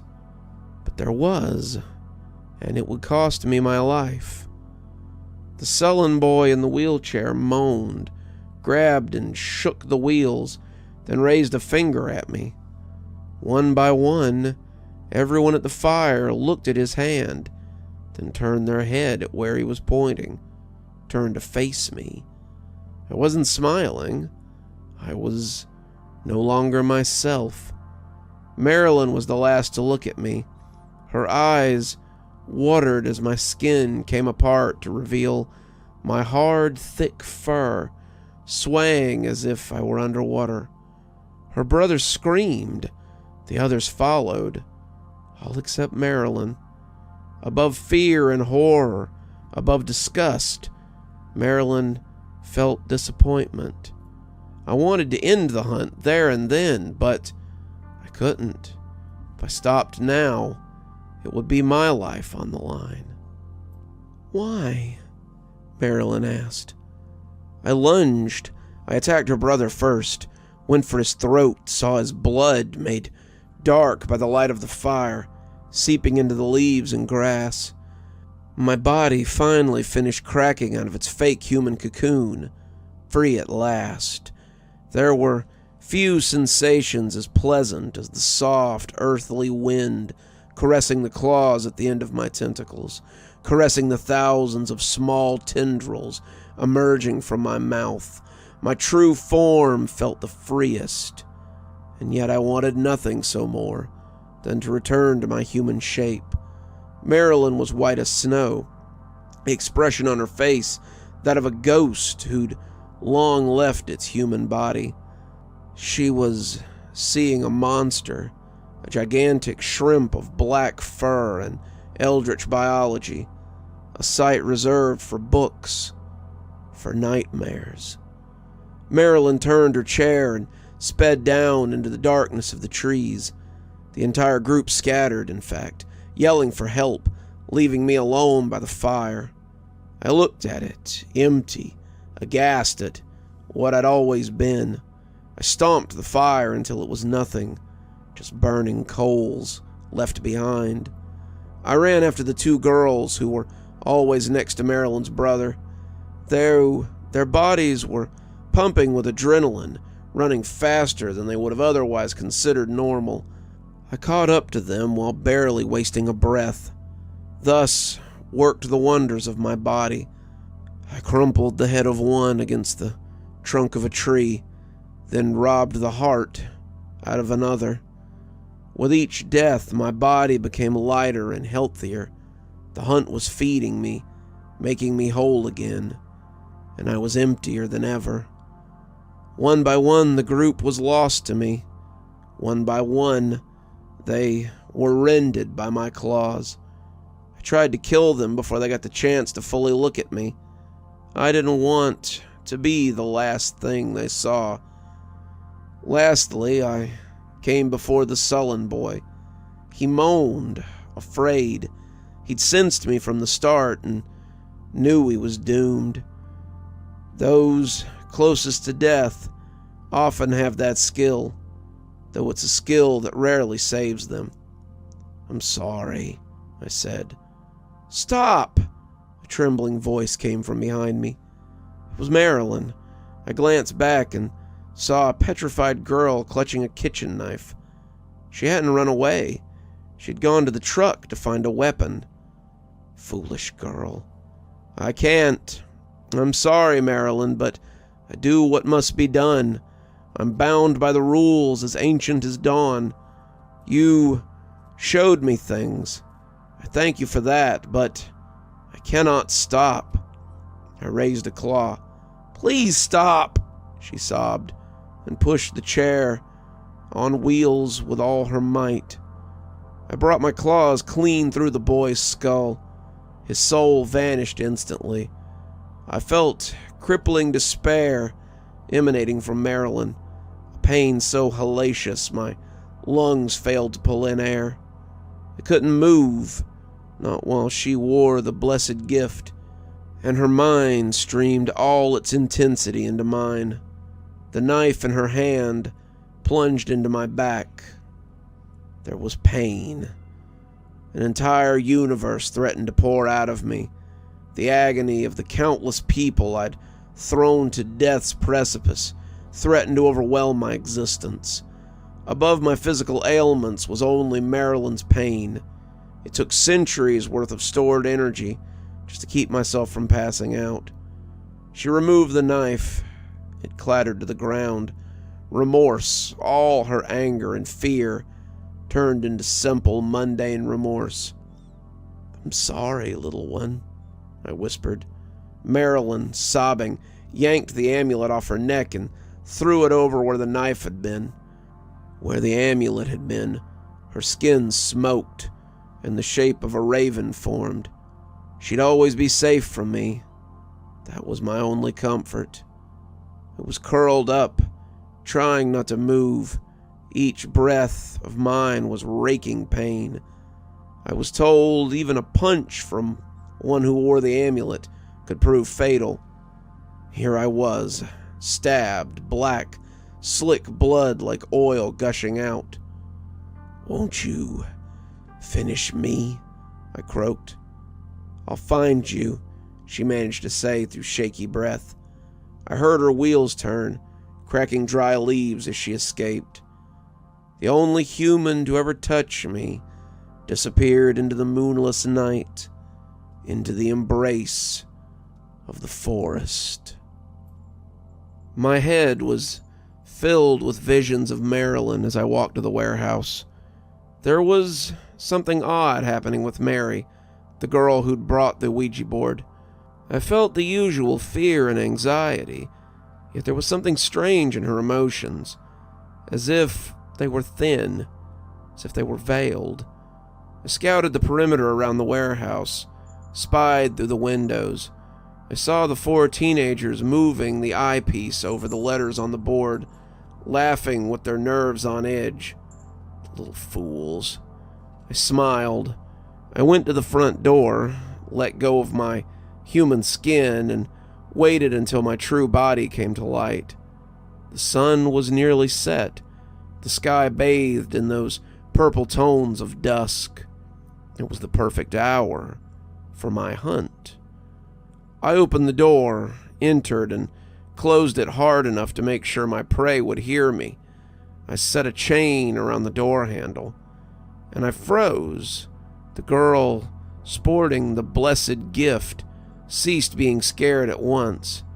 Instead, triumph of all things filled her heart. Oh no, I had walked into a trap. "So you've come, Xaronan," a familiar voice said to me. I was still and aghast. I wanted to be content to hear Marilyn again after all these years. I wanted to go and hug her and asked her how she'd been. But that wasn't how our relationship would go tonight, was it? She was old now. Old and worn and tired. "You've learned my name. I haven't heard it spoken aloud in a long time. Everyone I spoke to judged you a legend, But I knew you were a legend that bled. Bleeding legends can be killed. I spared you out of necessity. I should have killed you when I had the chance. I was afraid, but I know better now. I spent my life trying to correct that one mistake." She smiled, gesturing at me, and my chance to do so just arrived. She walked into the few remaining shreds of light coming from the hole in the roof. Marilyn was old and weathered, though she wasn't in the wheelchair anymore. She walked with the help of crutches, but she walked. She had a weapon held towards me. It was a kitchen knife. "Everyone, you can come out." Mary walked over to Marilyn. Other people sauntering in from the shadows, all holding weapons. Blades, knives, bats, axes, everything. All showed the burning raven mark below their necks. I recognized each and every single one of them. They were people I had permitted to live, while forcing them to be aware of their loved ones' deaths. I smiled, finding glee I hadn't known I had. Last, I was the one being hunted. "The girl who bought the board was a good actress," I said. "My grandchild," Marilyn explained. "I trained Mary well. You were hard to find, and I was sure you'd be harder to catch. Hopping from town to town, always changing appearances. You really were a ghost." "A rather interesting ghost," an old man said from the side. I remembered him. He was a historian whose colleague I had hunted during an expedition. "I found you in documents centuries old. You once struck up a friendship with a monk who studied you." I nodded. That man had been a lot like Marilyn. He gave you a name after your philosophy. Agaramon. How many innocents have you killed since then? Hundreds? Thousands? "Too many," was my answer. "Do what you must. I did what I had to do, so I won't apologize. You know I cannot attack you, but that doesn't mean I can't wear you down. Or run." I turned to rush the door, but there was a young woman there, with the raven mark below her neck. She had a pitchfork. "It's no use," Marilyn said. "We each had our weapons blessed. I spent decades studying you. You might be fast, you might be strong, but against us, you're powerless. I won't sit idly by as you hunt me." And Marilyn smiled, so very much like me. The sweet girl I'd known was nowhere to be seen. I had transformed her into a monster. She had never wanted to become that. Blessed weapons couldn't save them. I could dodge bullets, so evading their attacks would be a piece of cake. I would walk out of there victorious to live another day. Marilyn seemed to guess what I was thinking. She fished something out of a purse and handed it to her granddaughter. I squinted and froze. It was one of my hairs, a short knife, and a vial of thick black oil. My blood. "Don't look so scared now, Agaramon. You must know what this is. Surely you know what will happen if you try to hurt a wearer of the blessed raven." I squinted, jumping up on a wall and trying to climb out a window. Bullets flew and ricocheted all around me, and I was forced to retreat down. Damn it! Marilyn put the hair on the knife and emptied the vial over it. She handed it to Mary, who got on her knees, put her hands on the ground, and raised the knife above it. Triumph. So strong. Triumph emanated from that girl. "You killed so many. I know this was your nature. But it was a corrupted nature, Marilyn said.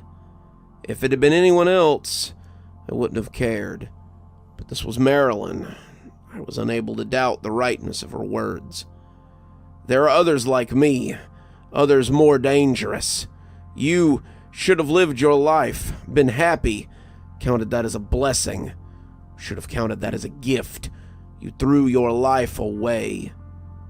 She shook her head. I will hunt others after you. Or those who will come after me will, at least. I'm old. I need to rest. Marilyn held her hand out, telling her granddaughter to wait. When you hunted me, something happened to you. As if you didn't want to be doing what you did. Took me years to accept that.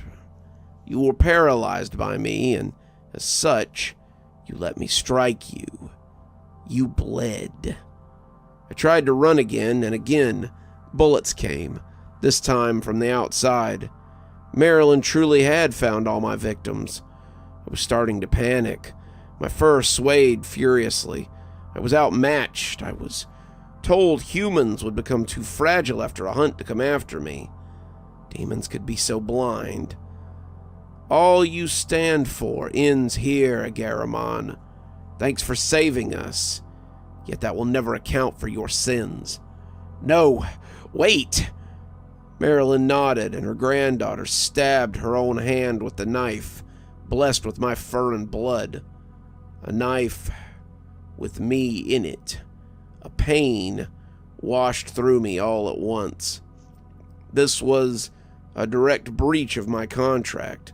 A part of me was hurting a wearer of the amulet, and as such, I paid the price.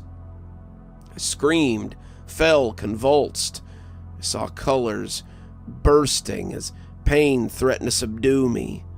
Then I felt a kick, a punch, a hit, one after another, all from the branded, all from those I had saved.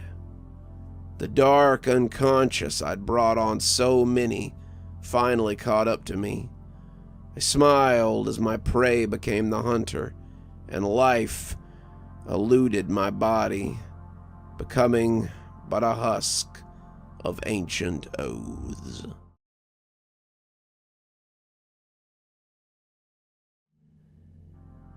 I lay weeping in bed, trying my best to keep my sobs to an absolute minimum, lest I wake up my father and suffer another beating.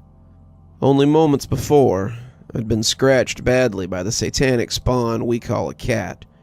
Not to give anyone the wrong idea, even at the age of 4, I loved animals, but this creature was something else entirely, scooped out from my dead uncle's apartment, feral, full of hatred. At the smallest provocation, it would dig its claws into our skin, which was of course the reason that my father forced it to sleep in my room. Afraid my blood would stain the sheets, I snuck down into the kitchen to wash myself off as quietly as I could. I shivered as I passed the basement door, hearing the familiar groans emerging from the depths. My mother had blamed the sounds on the wind, but without any windows or even the faintest of drafts to pull through, something about it was clearly wrong. The cat rushed past my legs, hissing as it rushed under the sofa. I hated that creature, and the connection to my father that it represented. I ignored it and proceeded into the kitchen. I turned the tap on just enough for a few drops of water to pour onto my dripping wound. It burned as I cleaned it, but I couldn't even let out a mild yelp in pain. I couldn't risk waking my parents up. I carefully tore a piece of paper towel from its roll, checking behind me in fear. Then I heard a sound emerging from the entrance, sending a wave of panic down my spine as I worried that I might have woken my parents up despite my best efforts. But the fear was immediately replaced with relief as I realized it was just the basement door creaking open. With a slightly damaged frame, it tended to slide open at random points throughout the day and night. Small taps echoed through the living room as I heard the cat rush down into the basement. The last time it had been let in there, it somehow broke its leg on the way down. Another event where the fault was placed on me.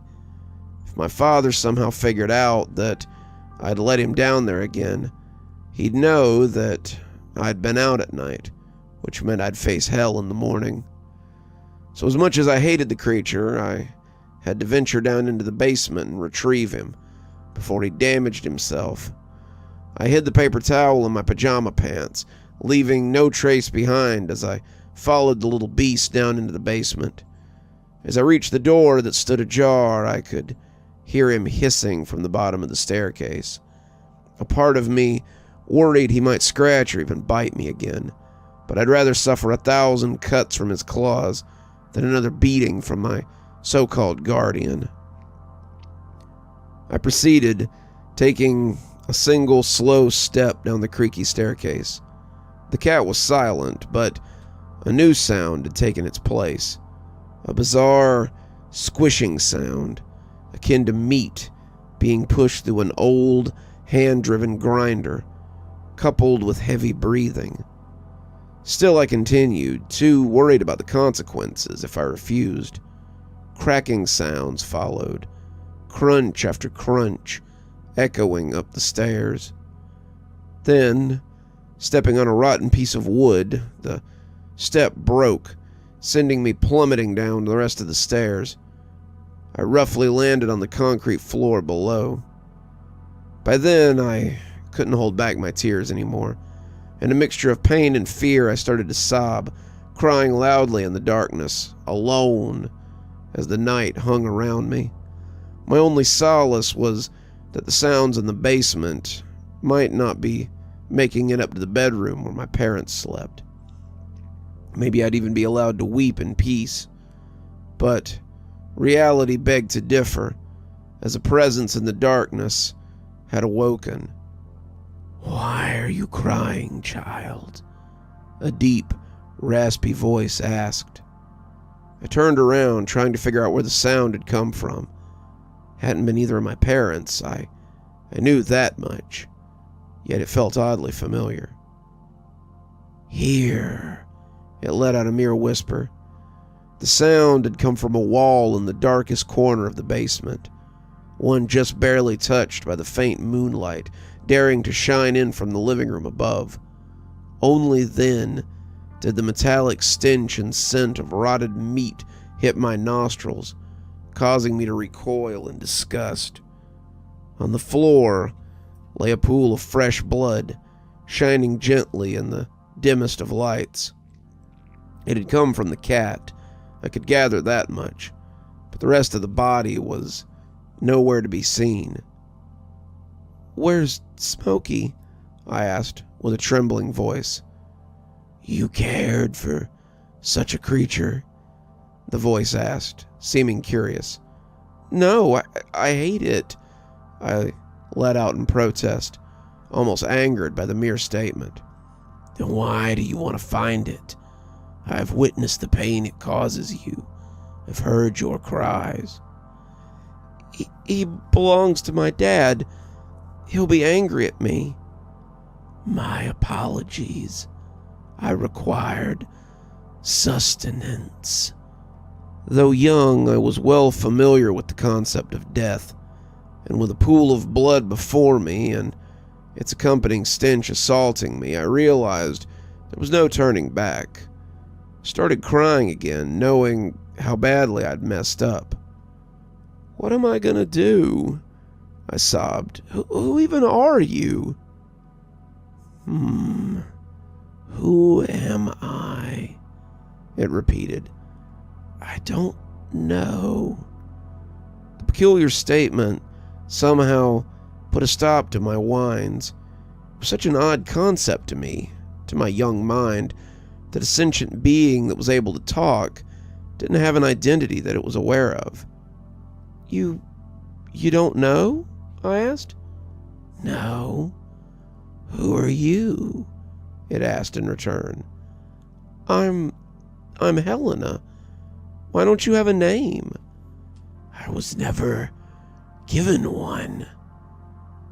"Why not?" No person has ever acknowledged my presence. I've been alone for millennia. My childhood mind was easily distracted. Presented with such a unique, bizarre situation, I could refocus my mind away from the horrors that would undoubtedly await me in the morning. The verbal abuse, even the beatings, were forgotten, if even momentarily. How about I give you a name? I asked, starting to feel almost comforted by the being's unexplained presence. What name will you bestow upon me? I let out a sound as I mulled over the best name a 4-year-old could conjure. How about Leo? I suggested, stealing the name from one of my favorite cartoons. Yes, Leo will suffice, said the voice. And so, that night, an extraordinarily bizarre friendship began. Living far out on the countryside, with close to no kids my own age, I really hadn't grown up with anyone other than the occasional stray animal that wandered onto our land. Having someone I could talk to without fear of a beating made me feel the first ounce of happiness I'd experienced during my albeit short stay on this earth. Oddly enough, when providing an excuse to my parents that the cat had escaped through a window at night, I wasn't punished all too severely. In fact, they both seemed relieved that the monster had vanished from our house. The traces of blood that tainted the basement had all but vanished in the night, seeming to fade in the morning.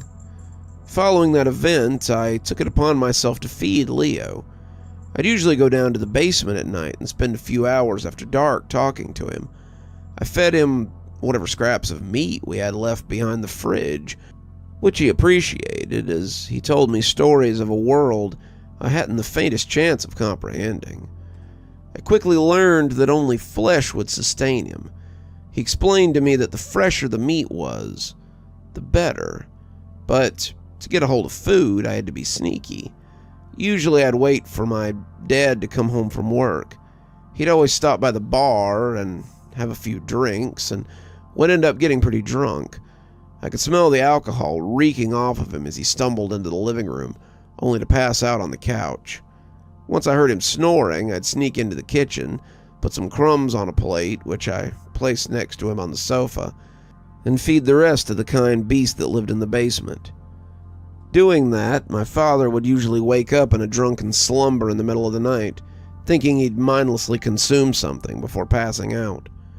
For 3 years, the strategy worked. My father still remained the scum of the earth he'd always been, but he was none the wiser about the fact that I had a friend living in the basement walls.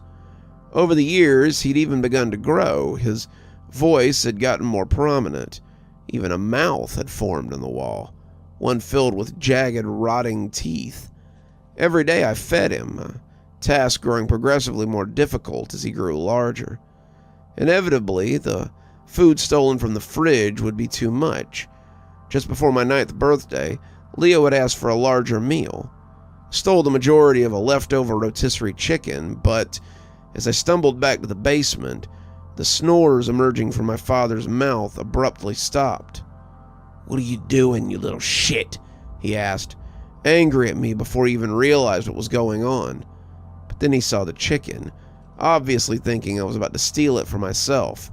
"Just what do you think you're doing?" I wasn't," I stuttered.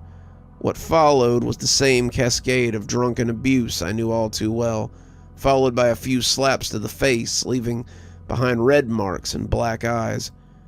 I took it all, knowing there was nothing I could do to justify my action, knowing I was too weak to defend myself, and knowing my mother feared the man just as much as I did. I was alone, left with no one in the world to protect me. No one except for Leo. "Why are you crying?" he asked as I greeted him that night. "What has happened?" It's my dad," I began, unable to continue between sobs. "I couldn't get you the food. I'm sorry." "Let me punish him," It was a suggestion he'd made on several occasions, but I'd rejected it every time. "I can't," I repeated. "Why would you defend a man who has caused you nothing but suffering since the day you emerged into this world?" he asked, almost sounding disappointed. For a moment I wondered what our lives would be like without Dad. If my mom and I could finally find some semblance of peace without that monster looming above us, maybe I had just finally reached my breaking point, or maybe I was starting to lose empathy as I aged. Whatever the case, on that day I finally agreed to let the wall in my basement take care of my greatest problem. "How?" I asked. With that, we formed a simple yet effective plan. Making my father enter the basement, however, remained the biggest hurdle. It had been moldy and wet for decades, and had even been left empty since before I was born. My dad had no reason to go into the basement unless I tricked him, that was. In addition, I had to do it on a day my mother wasn't home. Months would pass by before the opportunity arose, but when it did, I quickly set my plan to motion. As usual, my father returned late at night from the bar, and I patiently waited for him to pass out in a drunken stupor. Once he was asleep, I took the few toys I had, strewed them across the living room floor with a trail leading down into the basement. I could have just hidden down there, loudly announcing my presence. But even though I knew what had to be done, I wasn't brave enough to witness the act itself. All I needed was for the man himself to think I was down there. Sure enough, as soon as he woke up, still slightly drunk, he noticed the mess. Calling my name and receiving no response, he walked along the trail, kicking and breaking the toys as he passed. All the while, he demanded that I show myself. What he didn't realize was that I was hiding in the untouched guest room, peeking through the crack in the door. I stared out in anticipation, only to notice my father hesitate as he reached the top of the basement stairs. "Helena, just come up. I'm not mad at you. I just want to talk," he said in a slightly softer voice. He spoke almost with care, too afraid to venture down into the basement, as if he too knew that something beyond his comprehension lurked down there, a being that just didn't belong to our world. "Come on, I'm waiting," he went on. In response, a quiet laugh emerged from the basement. While it wasn't mine, it didn't sound like Leo's either, as if he were attempting to mimic me. In fact, I wasn't sure I'd ever heard my friend laugh like that before, nor did I know that he was capable of humor. Still, the laugh sent my father into a blind rage. Screaming my name, promising beatings, he went charging into the basement. In the clear, I rushed out of my hiding spot and jammed a chair under the door handle. He was trapped now. There was no way out. "What in the hell?" my father began, but his voice quickly turned to blood-curdling screams as the wall got to work on him. His bones cracked, his flesh was torn to shreds as the man screamed in absolute agony. I covered my ears, almost daring to regret what I had done. Though I held no love for the man, it pained me to hear him helplessly beg for his life. As soon as the yelling had begun, they turned to incomprehensible gurgles as blood filled his lungs. Before long, silence once again filled the empty house, and a sense of uneasy peace filled my soul. "Dad?" I called out, checking if I'd get a response. "Leo?" I went on. Still nothing. Afraid of the sight that might meet me in the basement, I remained upstairs, sitting in front of the door, half expecting something terrible to emerge from the dark. Hours passed. My mother eventually returned home from another night shift, finding me on the couch, pale as a sheet. "Where's your father?" she asked, too tired to notice the rough state I was in. "I don't know," I said meekly, Sure, she'd figure out what I'd done. But all I got in return was an unenthusiastic, "Huh," before she went to sleep. Even when her husband failed to show himself in the morning, she didn't seem to care all that much, as if his absence didn't bother her. While it wasn't unusual for him to stay out drinking until the middle of the night, he almost always showed up in the early morning. A couple of days turned into a week, and my father still hadn't shown up. Though suspicious at first, Mom started to appear more at ease, almost daring to smile. It wasn't until the second week before she finally decided to inform the police. Not because we missed him, but because it would seem suspicious if we didn't. It wasn't the first time they'd been to our house, seeing how the old man treated us all, but as soon as they appeared, he'd become a model citizen, and he'd always find a way to make Mom forgive him. Without charges to press, we were left to suffer his abuse. No proper investigation was ever launched. It was simply assumed that the man had abandoned us, a situation that suited us well.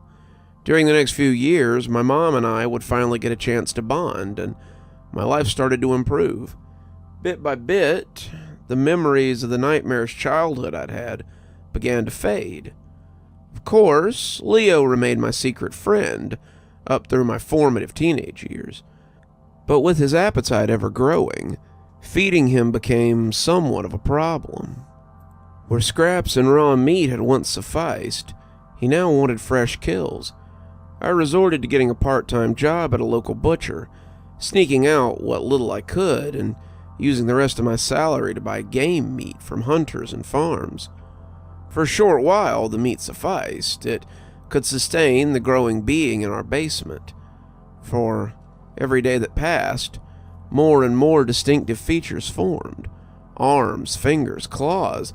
Leo kept getting bigger, almost taking up the entirety of the basement wall. And as time passed, it became abundantly clear that my effort alone wasn't enough to satiate his ever-growing hunger. "I require sustenance," he begged.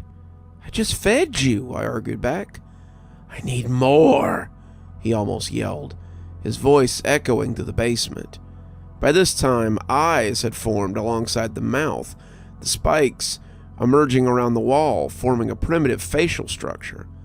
What do you want, then? I don't have much money left." "I long for the taste of living flesh. Pink, warm skin, trembling muscles, soft fat." You're talking about," I began, not really daring to finish the sentence. "Humans," he went on, finishing the thought for me. I'm not a murderer." Hearing my mother in the parking lot outside, I ended the argument and rushed upstairs. Leo had been my guardian for all these years, saving me from an abusive household, but I wasn't about to murder anyone for his sake. Not again. For the next few days, I'd tossed the meat down into the basement without talking to him, upset with his evolving desires. I started spending more time in my room, far enough away that I couldn't hear the soft whispers. But ignoring the creature would not be an option.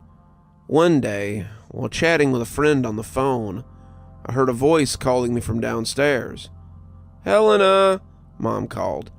I ran down to check what she needed, met with a puzzled expression on her face. "What is it?" I asked. "Nothing, I just thought I heard you calling me from the basement. Did you want to speak to me or something?" Knowing I hadn't said anything, it didn't take me long to realize exactly what had called her name. But not willing to tell her the truth, my thoughts raced to come up with a suitable excuse. I was talking on the phone. You must have misheard me," I lied. But she believed me, having no reason to mistrust me on such a pointless lie. That night, I waited for my mom to fall asleep before I ventured down into the depths of the basement. My heart was filled with a mixture of fear and anger. The creature I had once named friend had attempted to murder my mother. "You returned," Leo said softly, almost surprised at my presence. "You tried to kill my mother," I said, jumping straight to the point. "I must consume flesh," he said, sounding almost weak, his words quieter than usual. "I'm famished." "I've been feeding you the same thing I always have, ever since we first met." "It no longer satisfies. I require unspoiled flesh. I require living meat." "No," I said firmly, "I'm not doing this anymore." "You would allow me to perish."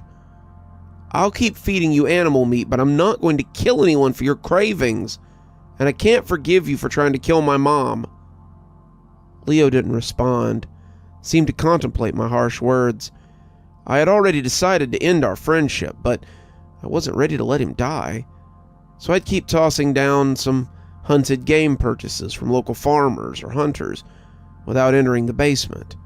That way I could avoid engaging in any sort of conversation with him.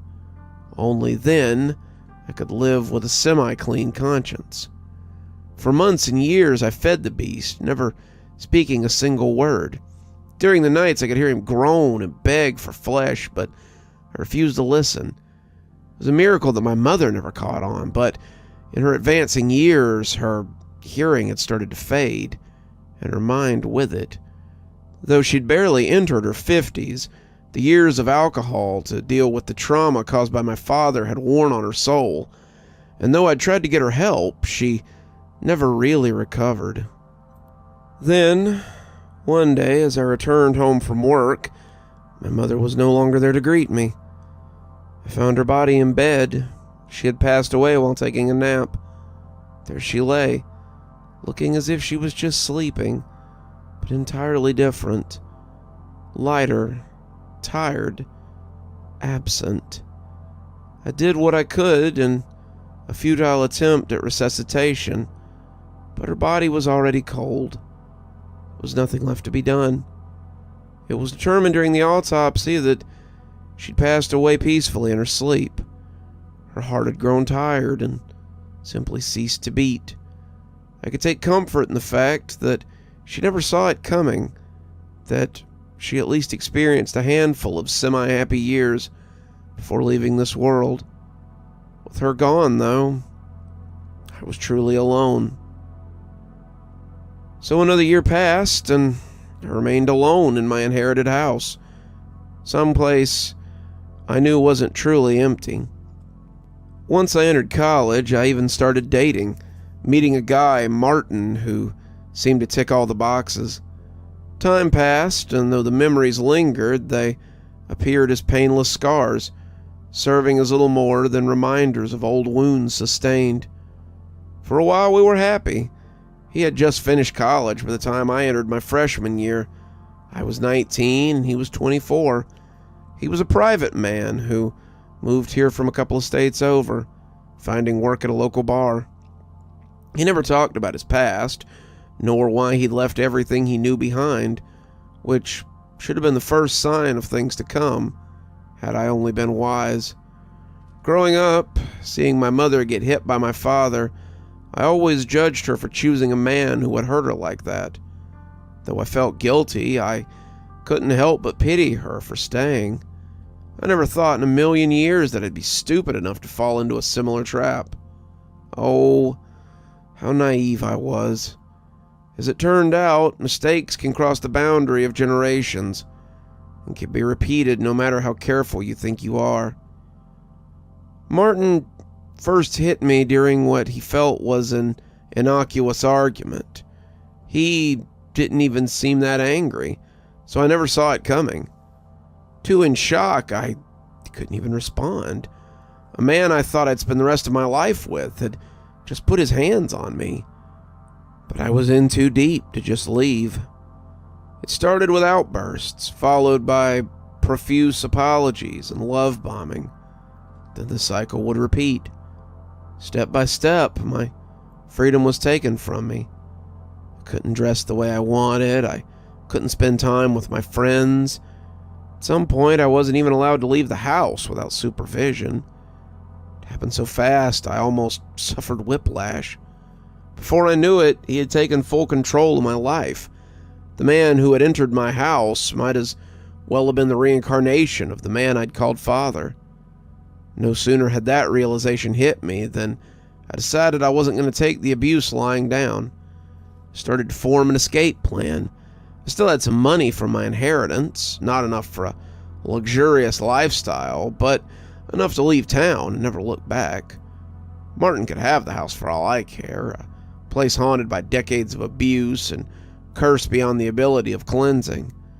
I just needed to find the perfect time for my escape. I chose the date, waited for Martin to leave for work, and started packing my bags without hesitation. He never returned home early since he didn't have flexible work hours, nor did he ever call in sick, enjoying the attention he got from drunk girls at the bar. If only they knew the monster he truly was. But as I tore down the shelves in a frantic attempt to make a swift escape, something caught my eye. A reflection bounced off a small glass surface. A camera, hidden amongst my personal effects in the bedroom, pointed directly at the bed where my bags lay half-packed. Without having to ask, I knew Martin had been watching me from afar, which meant he'd be back home any minute. I decided to drop the rest and leave with whatever I already had, but as I ran for the door, Martin entered with a knowing, furious expression on his face. "Think you can just leave?" he yelled as he pulled the bags out of my hand. I tried to push him away, and though I was no weakling, he was far larger. I didn't stand a chance. "How do you not understand this?" he said as he grabbed my arm and started pulling me back into the house. "You belong to me." I continued to fight back to the best of my ability, twisting around, punching him, all to no avail. Then, with one final push, he pulled my shoulder out of joint. "Let me go," I half demanded, half begged between screams of agony. Then, not sure where to put me, he opted for the room closest to our struggle, the one most easily locked up. The basement. A room I knew lay barren, but one that had never been empty. He ripped open the door and pushed me inside, letting me roll down the stairs towards the bottom, where I remained on the floor, battered, bruised, and with a dislocated shoulder. "I don't want to hurt you, but you really left me with no choice," he said, before closing and locking the door behind him. I was trapped. Lying on the floor, I cried, like I had so many years ago, the first time I'd met Leo at the ripe old age of 4. Just like then, the beast answered, ready to hear my pleas for help. "Why do you cry, child?" the voice called out, weaker than I'd ever heard it before. "Not a child anymore, and still nothing has changed," I responded. "But you are still so little. I can help you," Leo went on, a suggestion I was all too familiar with. "Not this time. I can't keep fighting anymore. Just let it be over." "No," Leo exclaimed, much louder than before. "It is not your time. You must continue your journey." "Why?" I asked. "What's the point?" "Your purpose is yet to be revealed." "What does that even mean?" "Keep fighting." "I can't." "You will. I'm too weak to fight him." "You are not alone." "Why would you help me after I abandoned you?" My voice trailed off. But before Leo could respond, the door shot open and Martin stumbled in, a gun in his hand, one I didn't even know he owned. "I hate that it had to come to this," he began as he walked down the stairs, "but I can't exactly keep you down here forever. This'll be easier on both of us." With one arm refusing to cooperate, I pushed myself up and crawled towards the basement wall, knowing full well I had no chance of outrunning a bullet. But Martin would want to make it personal. He wouldn't attack from a distance. Sure enough, he descended all the way down the stairs, walking up to me with an empty look in his eye. He didn't attempt to further explain himself, nor did he offer a chance for reconciliation. In his mind, I'd betrayed him, and that was all it took. He lifted the gun and pointed it directly at my head, as if preparing to take out a rabid dog. I could only close my eyes and wait for him to pull the trigger. But such mercy would never come. Instead, the silent atmosphere was shattered by Martin's blood-curdling scream as his flesh was ripped down to the bone. I could feel his blood splatter across my face, but that time, for once, I decided not to hide from an act I had partially been responsible for. Though his demise was the consequence of his own action, I felt like I deserved some credit. I opened my eyes and saw for the first time how the creature in the wall consumed its prey. Dozens of arm-like appendages extended from that wall, tearing into him with long claws that tore through his skin, fat, and muscle as if it were butter. All he could do was scream until his chest was torn open and blood started to fill his lungs. What little remained of his rapidly expiring body was incorporated into the wall, consumed by my guardian. Then the world fell silent once more, and I was saved. "You're safe now," Leo said, softly breaking the silence. "I know. Thank you. Thank you for always being there when I needed you. Our bond will never break, and because of you, I am at last satisfied. But this does not mark the end of our coexistence. This is just the beginning." "What do you mean?" I asked. "Later, little one. I must rest." With that, Leo fell asleep, a rest I granted him as I attempted to process all the horror I'd experienced since my childhood to this day. That was the day I decided I would grant my savior whatever he desired, be it the flesh of the living or revenge on his enemies. I would let no innocent person suffer, nor would I choose at random. I would actively seek out those who deserve a gruesome death and lure them to my house, where Leo could feast. I knew it would be no easy task, but I would do it for him. Throughout my entire miserable life, he had been my one constant, the only presence that had accompanied me. I would do whatever it took. But as I descended the basement on the following day to let Leo in on the plan to serve him, I was met with an empty wall. Where Leo had once lived was a large indent in the basement's foundation, as if he had up and left. A sadness emerged in my chest as I thought the creature had abandoned me. But just the previous day he had promised that we were interconnected. It couldn't be a lie, yet as the weeks passed, the basement remained silent. Even as I tossed down whatever meat I had in the fridge, it just lay on the floor to rot. Leo, whatever he had been, was truly gone from my life. Then, reports of missing people started showing up on the news. Mostly vagrants or criminals on the run from the police, people that wouldn't be quickly missed, but in a large enough number that people started to notice. They'd just vanish without a trace. No bodies were ever found, nor did they show up in other cities or even states. Week by week, the reports kept coming in, and I knew exactly who was responsible.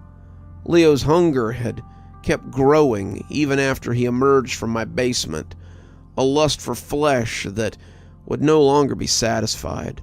Though the people didn't necessarily deserve to be consumed, I knew there was nothing in this world that could stop him. But even if I could, I'd sworn my loyalty to him. It was a thought that followed me, even as I slept in my bed at night. I wondered how far he would go before he finally consumed enough, and if the people killed deserved it, or if they were innocents that found him at the wrong time. Just as I lingered between the world of waking and the realm of sleep, a voice snatched back my attention, one that was all too familiar. "Hello, little one," Leo spoke, softly through the dark, closer than I'd ever heard him. Shooting up out of bed, I saw a dark silhouette standing there, 9 feet tall, hunched over to prevent his head from hitting the ceiling. Several arms stretched from his torso, ending in razor-sharp claws, and the stench of rotting flesh emerged with his raspy breath. "Leo?" "Yes," he responded. "I've come for you. It's time." "Time for what?" "Time to fulfill your purpose beyond this realm." What purpose?" I stuttered. "This world no longer belongs within the reach of mankind's filthy grasp. But you're different. Come with us, and I promise your safe passage to the realm of Urakala. No one will ever hurt you there. No one will ever hurt you again." "What about the people living here?"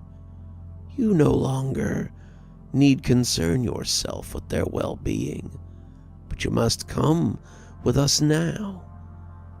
I just stared speechlessly at the creature, the thing I had grown up calling Leo, only to realize he was something else entirely, spawned from a world I had no concept of, one focused only on conquering the world that I had grown up in.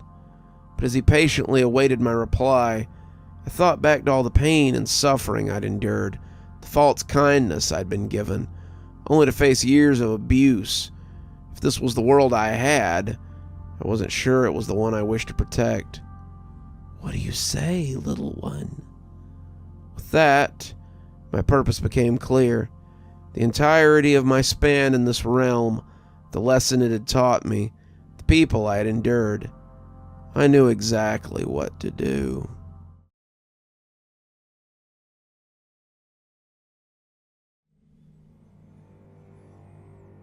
I always went to the same supermarket I'd gone to essentially my whole life. It was a ritual to swing by after work a few days each week and pick up dinner for the family, along with a few other groceries.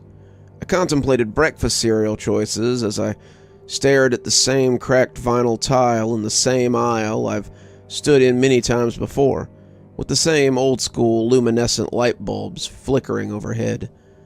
As much as it might have embarrassed me when I was younger to say, my guilty pleasure has always been sugary cereal. Ever since I was a kid, I've always been a fan of whatever had marshmallows in it, especially the ones everyone saw on TV. They're magically delicious, I thought to myself, while reminiscing of those old commercials, and opted to buy the name brand for once instead of the knockoffs that tasted half stale most of the time. I felt even more amused when I noticed the upper top label that promised a special surprise in that limited edition run of boxes. I normally wouldn't have gone for any of this, but my wife had already informed me that her and the kids would be having dinner with her parents that night, and not to expect them home before I went to bed. I usually left for my job at the walnut packing factory every morning at 4:30 a.m., so I usually tried to be in bed by 9:30. So I thought, why not just enjoy a bowl of cereal before bed on this particular evening? Truth be told, I'd lived out the usual cliche of marrying my high school sweetheart and never leaving the small town I'd grown up in. I'd planned to pursue a career as an engineer, but my collegiate career was cut short by baby number 1 when I was 19 years old. So, I did the right thing and got a job at the walnut processing factory, and just summed up the whole rest of my life with that. By the time the third kid had arrived, my one-time sweetheart was now constantly enraged by the sight of me. There were many nights that she and the kids, who were now teenagers and also disdained my existence, would simply choose to have dinner elsewhere. I was, at this point, the slob that paid the bills and was a hindrance to their joy in life, it seemed. I chuckled to myself as the acne-riddled cashier rang up the cereal, because I knew my wife would nag at me for daring to buy expensive cereal just for myself.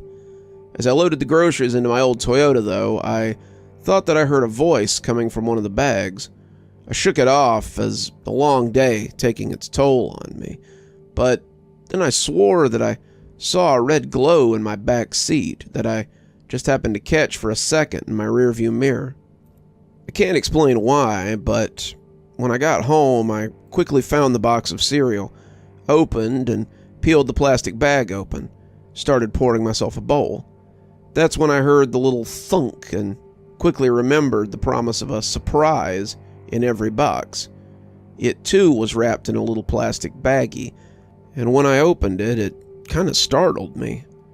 There was that familiar image, the shamrock green attire and top hat, along with the red hair sticking out from underneath that hat, the blank stare in its eyes as it faced forward, and an almost eerie grin that spread across its face in a far too natural way, all in a 5-inch tall figure. The thing creeped me out, if I'm being honest, so I shoved it into the spare kitchen drawer where we kept our batteries. I inadvertently hit the button I never realized was on the back side of the figurine. This caused the eyes to light up and a small recording to repeat, "They're magically delicious," in an Irish accent. I felt more than a little unnerved by the idea that that was supposed to be a children's toy, but I shrugged it off and proceeded to shut the drawer, as I downed not one, but 2 bowls of the marshmallowy goodness that night. After I finished, I headed out of the kitchen upstairs and paused to look towards the box of cereal. Thanks for a trip down memory lane and a nice treat, but I'm afraid your magic can't fix all my problems, before I continued upstairs towards my bedroom. I was only halfway up the stairs when I thought I heard something along the lines of, "Let's test your luck," and a dull red glow casting shadows from the kitchen. I was either extremely tired or I was losing it, so I admittedly jetted up the stairs, feeling a bit creeped out. Usually I'd stay awake until I heard my family arrive downstairs on nights like this. Then I'd go to sleep. They might hate the sight of me, but I still felt the innate sense of ensuring they were safe.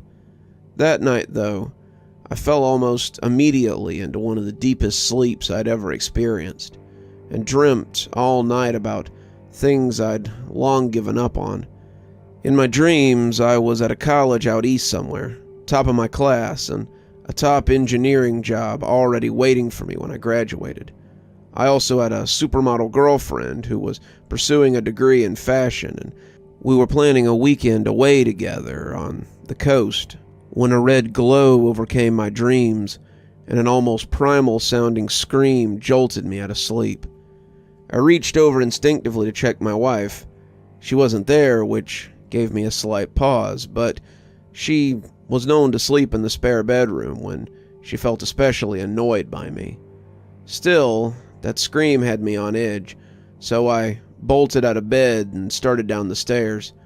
That's when I heard the second scream and recognized it immediately as my oldest son.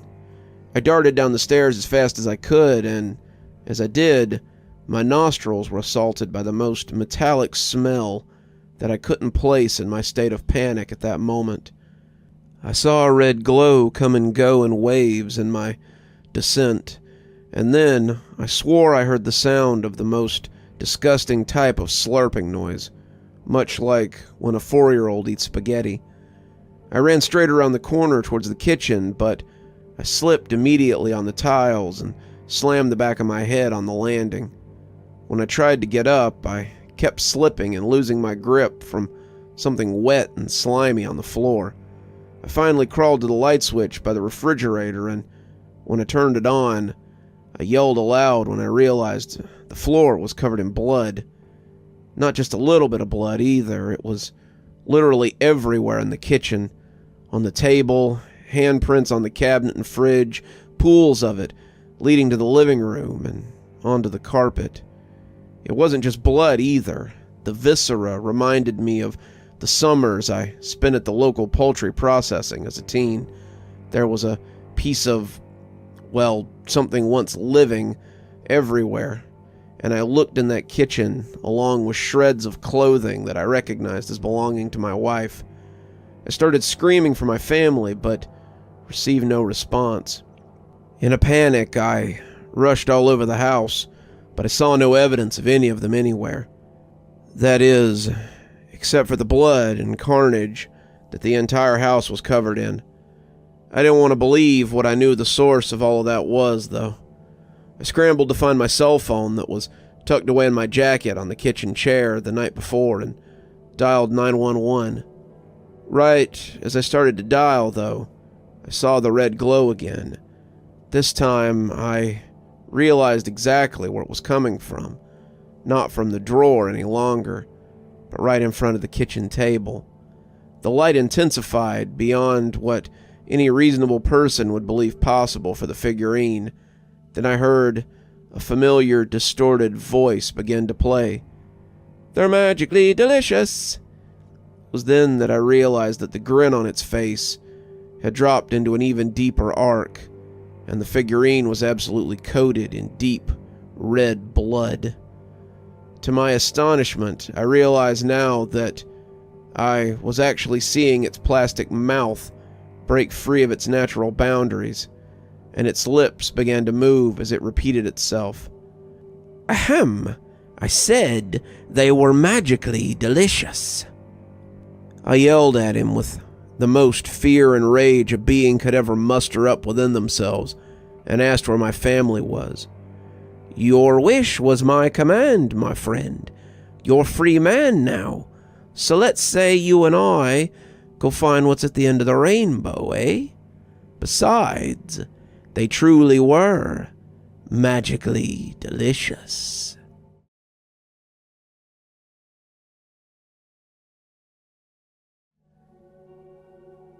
Six months. 6 months I've been on the job hunt since I've been laid off. I was nearly out of money and at the point of complete desperation. With over 300 applications submitted, and not a single offer to show for it, I was beginning to research how to survive on the streets. That's when a curious message came through on my professional social media account. It was from a recruiter at a biotech company that I didn't recall having applied to, nor, indeed, could I even remember hearing of. In fact, all her message had said was that she might have an opportunity for me. No job description, no list of skill requirements, no salary, just a number to call if I was interested. With no other prospects, I was indeed interested in anything that might get me paid at the time, and dialing her number came almost immediately. She told me that while she didn't have a job to offer, she did have an opening in a study that the company was conducting. If I qualified for it, I would be very well compensated for my time, too. Unwilling to give me more details over the phone, she asked if I could come to their facility the following day for an interview with the science leader for the study, and she provided an address. The only stipulation she gave me was that if I qualified, they'd want to start the study right away, and they'd need to keep me overnight. She recommended I pack a bag, just in case. Again, feeling like I had nothing to lose, I agreed, and the next day I drove the 4.5 hours out into the desert to the research center. It was an impressive structure, designed in a modernist style with the front completely made of glass. It gave off an air that they were working on cutting-edge technology inside, and I got a little excited that I might be contributing to some sort of scientific breakthrough. I was greeted excitedly at the entrance by a plump, middle-aged man in a white lab coat, with salt and pepper hair and a goatee. He introduced himself as Dr. Alan Webster, head of research and development, and he took me through the building to a wing labeled Human Trials. We ended up in a small office where Dr. Webster sat me down and told me that he'd first need to ask me a series of questions to see if I met the requirements for the study before he could give me more information about it. He had me sign a privacy agreement that indicated that any answers I gave him could not be shared with anyone outside the company, including the police. After that, he started going through the questions in rapid succession. Have you ever had any severe head trauma? No. Have you ever been diagnosed with a mental health condition? No. Have you ever been diagnosed with a neurodegenerative condition or had a brain tumor? No. Have you ever taken any mind-altering drugs, prescription or otherwise? No. Do you suffer from migraines or frequent headaches? No. Do you use corrective lenses? No. Do you require the use of a hearing aid? No. On and on and on it went. I can't remember all the questions. There must have been over 50 of them, but they all struck me as having one common theme.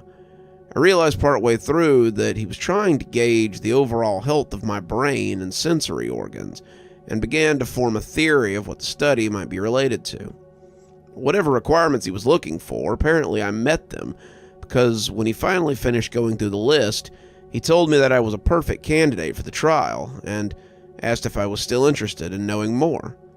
Admittedly, I was a little apprehensive about the interrogation, as I was already imagining what they might want to do to my brain over the course of the next day, if I agreed to participate, that was.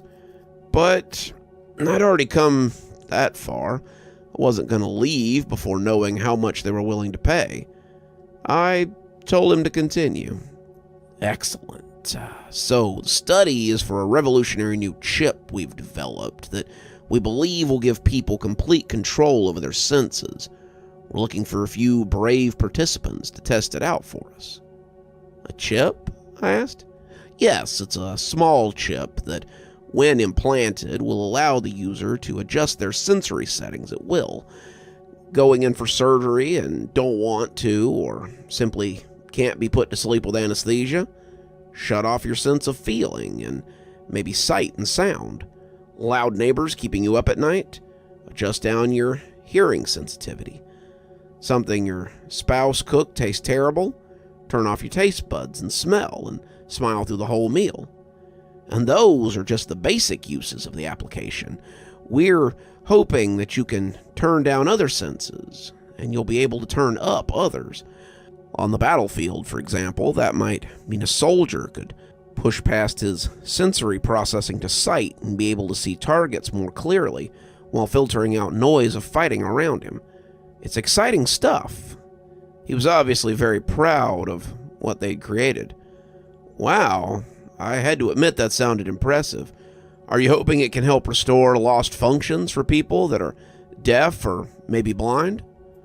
Oh, there's definitely some potential there, but many times things like deafness and blindness or paralysis are due to physical implications, damaged or disconnected nerves and the like.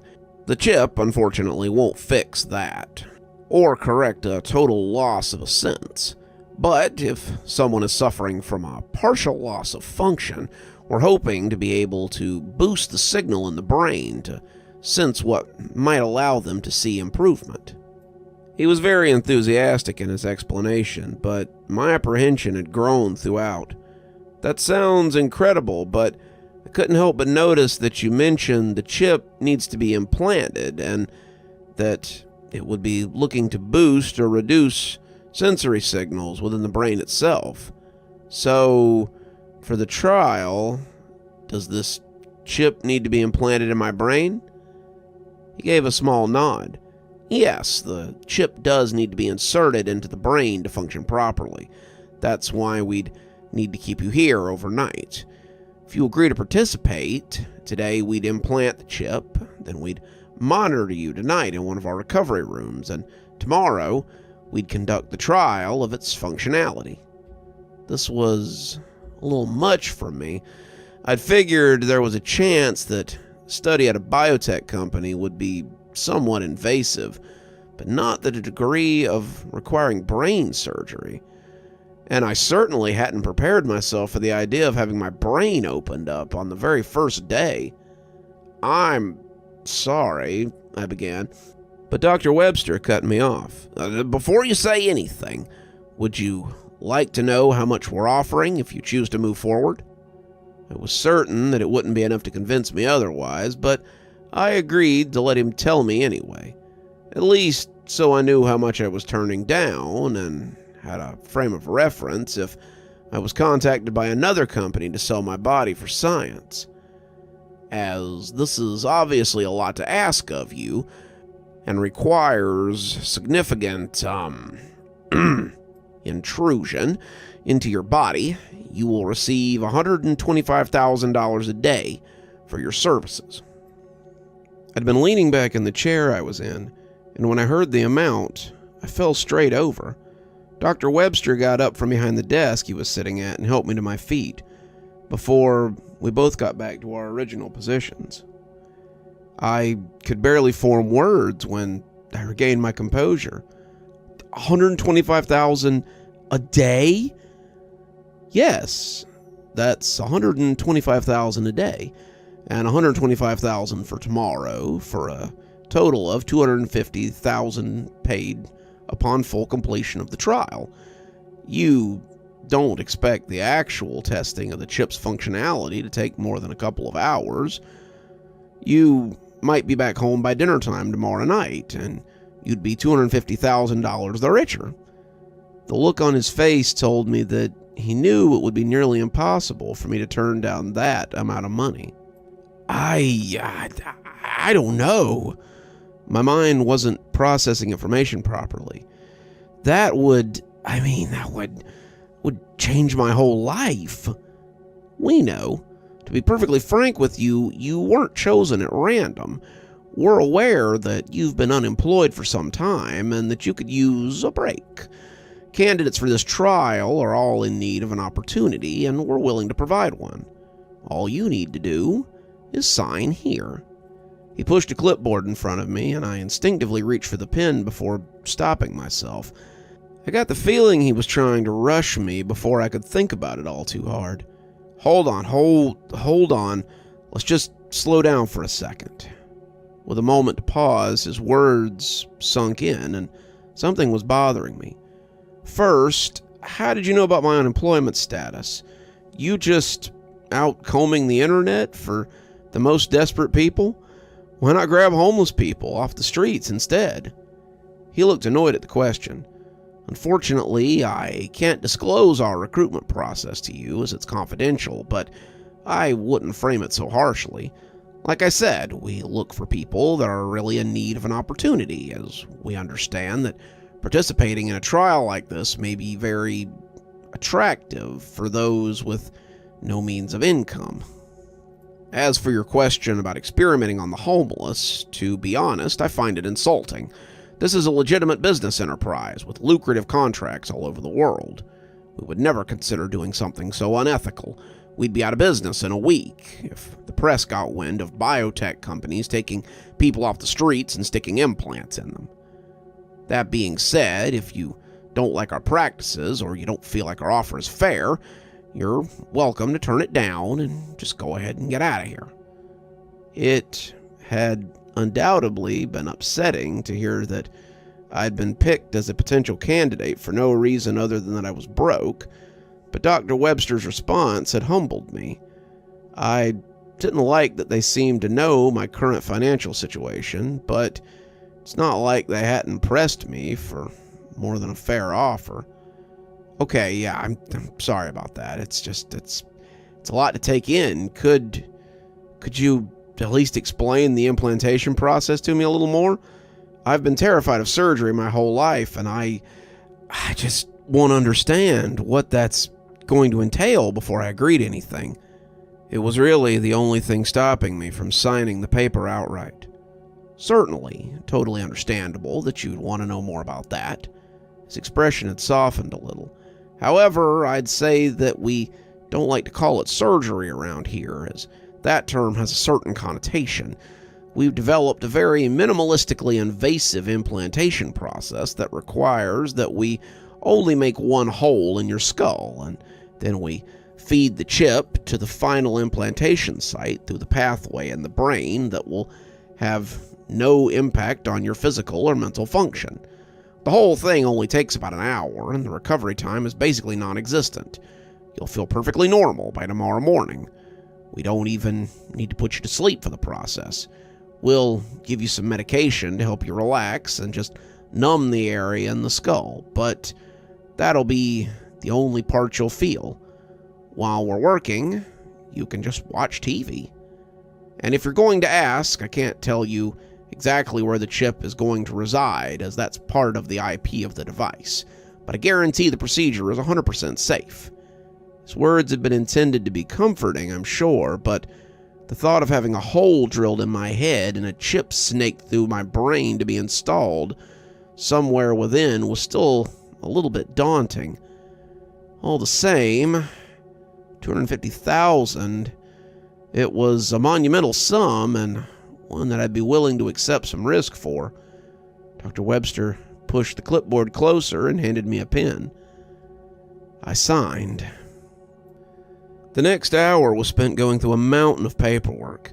I had to provide bank account information, beneficiary information, sign an NDA and an indemnification agreement, and so many consent forms that my hand was cramping by the end of it all. Once I'd worked through the entire stack, Dr. Webster escorted me to what looked like a large hospital room. It had a twin bed in the corner and a TV on a stand in front of it. Medical equipment lined the walls and had a small restroom on one side. He told me that it would be my suite for the night, and I'd be brought back to it after the implantation was put in. He had me drop my overnight bag in there and change into my surgical gown before they took me down to the implantation room. The knot surgery went exactly as Dr. Webster had described it would. I don't know what they gave me to help me relax, but it got me so high that I didn't care in the slightest what they were doing inside my brain. I just giggled away at the cartoons they put on for me to watch. Everything had moved so quickly after I'd signed the paperwork that I hardly had a second to think about any of it. Before I knew it, I was lying in the bed in my suite, drowsy from all the medication they gave me. Implantation complete. Dr. Webster came to check in on me a few times throughout the evening and provided some pain medication when I complained about a headache. That only made me sleepier, and I recall shutting my eyes, seeing that it was 8 p.m., then opening them to find it was 7 a.m. the next day. I slowly rose from the bed, groggy, but otherwise feeling pretty good. It actually took a moment before I even remembered the events of the previous day. Dr. Webster came through the door as I was taking my first step towards the restroom and asked how I was doing. He was ecstatic to hear that I felt normal and just really needed to pee. He'd brought with him a small tray for breakfast, and he asked that I eat before we head down to the lab for tests. Again, things felt like they were moving too rapidly, but I was eager to get it all over with. I just wanted to get back home and start paying off my debt, maybe even begin house hunting. When I'd finished eating, he walked me down to the room labeled Observation Chamber and showed me inside. It was at least 20 feet by 20 feet square and another 20 feet tall. On one wall, there was a set of windows, behind which I could see people looking down into the space. The entire room was painted white, as was the chair with the restraints on the arms and legs that was bolted to the floor in the center. Dr. Webster directed me to have a seat while he explained that the restraints were for my safety. He said that the test would likely be very disorienting as we played with the settings on my senses, and he didn't want me to accidentally hurt myself. With the implantation process behind me, I figured that the hardest part was over and didn't put up a lot of struggle as he strapped me down. Then he explained how the test would go. So, for accuracy of results, I can't tell you in which order we're going to manipulate your senses. We may shut some of them off, or all of them off entirely. We may adjust some down and try to boost others. It'll be a randomized sequence. Ahead of you, there's letters and numbers like you'd see in an eye exam. During the test, we'll pump sounds into the room as well as various scents and flavors. What will happen is you'll hear a small beep in your head, like a thought. That'll be coming from the chip, so even if we turn your actual sense of hearing off completely, you'll still hear the beep from the chip. Make sense? I nodded. Perfect. When you hear the beep, that means we're gonna make a change. We'll cycle through a few different configurations. Try to remember what you experienced during each configuration, and then when you hear 2 beeps, we'll return you to the baseline settings, meaning where you're at right now. When you're at baseline, just walk us through everything you experienced, and we'll verify that it was what we intended on the other side. Sound good? Yeah, seems pretty straightforward, I said. Great. All right, I'm going to head upstairs with the other observers. I'll come over the loudspeaker in here and ask if you're ready. Once you give me a nod, we'll get moving. Oh, and one more thing. We won't be changing anything that you sense on our end. Meaning, if those letters in front of you get sharper or fuzzier, that's your own sense of sight doing it. If you hear sounds get louder or softer, it's your brain's interpretation of the signal, not us adjusting the volume. Just something to keep in mind. He walked out the door, and a minute or so later, I heard him standing up at the window above me. Are you ready to proceed? His voice echoed into the room. I nodded. Just like Dr. Webster had said, I heard a small beep inside my brain, just like I would if I was thinking of a noise. And suddenly, I was in a void. Realizing quickly I had no sense of, well, anything, I understood that they'd started by turning off everything at once. No sight, no sound, no smell, no taste, no feel. The beating of my heart was gone. The chair I was strapped to was missing. Encased in darkness and silence, I panicked as I wondered if this was what it would be like to be dead. My hearing returned, the sound of the rainforest. They must be playing them in the room. As I listened, I noticed the intensity went way up and down. At one point, it was so quiet that I thought they'd shut my hearing off completely. And at another, it was so loud, I heard a yelp of pain emanate from what I assumed was my own mouth, though I couldn't feel my vocal cords make any noise. I smelled the rainforest now too, earthy and damp. With only being able to hear and smell it, it was easy to picture myself deep in the jungle. My sight returned, but sound and smell vanished. The mirage of the rainforest evaporated, and I was left staring intently at the letters and numbers in front of me. As I tried to read them, they came in and out of focus, and I looked down for a moment at the body that I couldn't feel.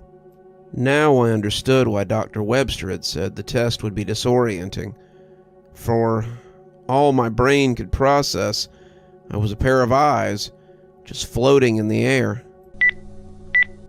Everything returned to normal. Could you describe the 4 stages for us? Dr. Webster's voice piped back in. Yeah, the first was like a void. I had no sense of anything at all, and it kind of freaked me out. I'm assuming you shut everything off at once from the start. After that, my hearing came back, and I heard the sounds of the rainforest. It got louder and softer over time. Then I could smell the rainforest as well as hear it, and lastly, I just had my sight, and it was going in and out of focus on the chart over by the wall. Perfect. That's exactly what you should have experienced. Okay, are you ready for another round? I nodded again. We went through 4 more sequences like that, each with a completely randomized order. Sometimes they started in the void, sometimes they just took me away one sense at a time to see if I'd notice. One trial made me particularly hungry when they sent in the flavor of pizza, and I picked it up on my tongue. It was very weird, but very interesting. While it was nerve-wracking at first having someone else in control of my senses, they always returned them to me at the end of each round, and everything was performed exactly as they expected. I was actually kind of enjoying myself. But then, on the 6th round, something changed. I was dropped back into the void of nothingness, but I was used to it by now. I was calmly waiting for the next beep when I heard something else. A voice. A whisper in my head that I didn't recognize at all. Watch out for the man in the corner. What was that? I thought, wondering if the trial was taking a toll on my brain. My sight came back. At first, everything appeared normal, but then I saw a shift of movement in the corner of the room. I looked over and recognized the outline of a man in the shadows. I couldn't make out his features. It was almost like he was part of the shadows that surrounded him, but two bright white slits sat in his face as he stared back at me. My sight was gone, but I got my hearing back. This time, it wasn't the rainforest, though, or the circus, or the ocean. It was footsteps. The man was walking closer to me. He's coming for you. Whoa, hey, stop! There's someone in here with me, stop! I heard myself yell the words, but no one replied to me over the speaker. My hearing was gone, and I found I could feel the chair I was sitting in. He wants to hurt you. Then, a hand with fingers that were far too long rested on my right shoulder. I felt a razor-sharp nail run down my left cheek, and I knew this thing was right behind me. What the hell is that? I could feel my vocal cords moving. I knew I must be screaming. My sight came back. I turned, then, towering over my head, the man made of shadows flashed a smile that was far too wide. He slithered to my side, brandishing his clawed fingers. I tried to look up at the window and yell for Dr. Webster, but my vision was blurred beyond the nightmare in front of me. I was back in the void, terrified now at what was happening to my body. I pleaded more for them to stop internally, and I hoped externally.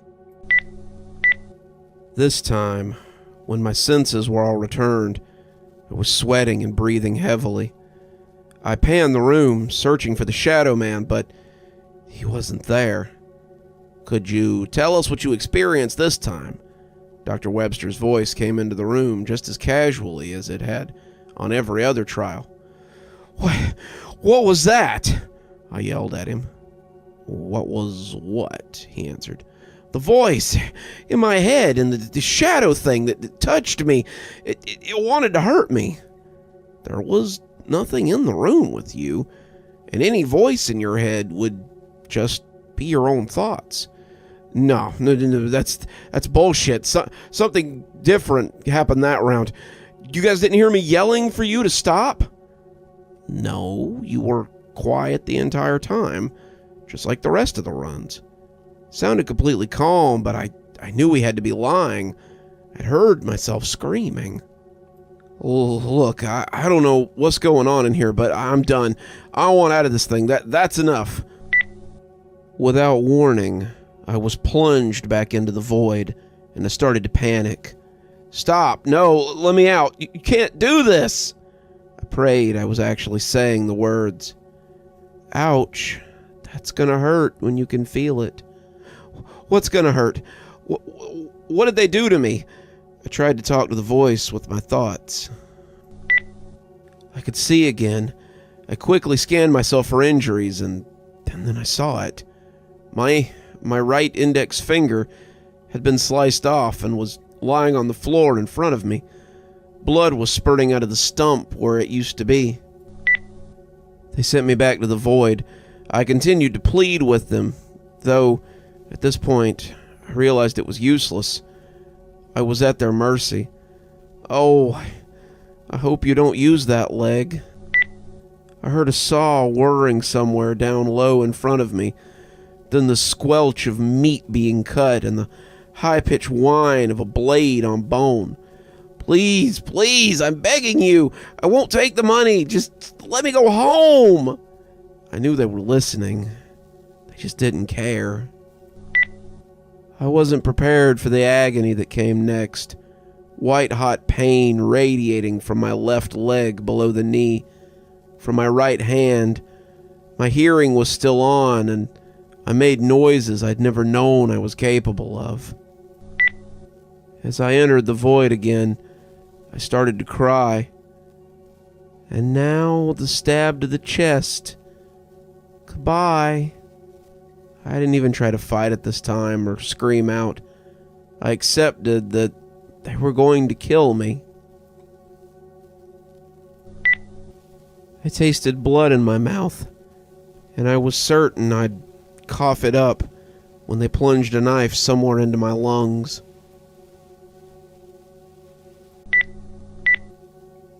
But when my senses were returned, I saw that I was fine, at least physically. Both my legs were fully intact. My finger was back on my hand. There was no gaping wound in my chest. How about that time? Can you describe everything for us? There was darkness in his voice now. I could tell that he knew exactly what I'd experienced. To hell with you. What is this shit? If you can describe what you experienced in detail, the trial will be over. If not, we'll have to run it again and make sure it's working properly. Terrified of what else they could do, I relented and relayed back everything that I'd seen, heard, felt, and tasted during the last round. Well, looks like we're done here then. Someone will be down shortly to set you free and escort you back to your vehicle. The funds will be deposited into your account within the next 2 days. Thank you for your participation. I only just barely caught everything he said and saw him start to step away from the window. Wait, what about the chip? Aren't you going to take the chip back out? I realized now that I'd never asked what was going to happen to it once the trial was over. Oh, no, we can't remove it. Too much risk to your brain now that it's attached itself.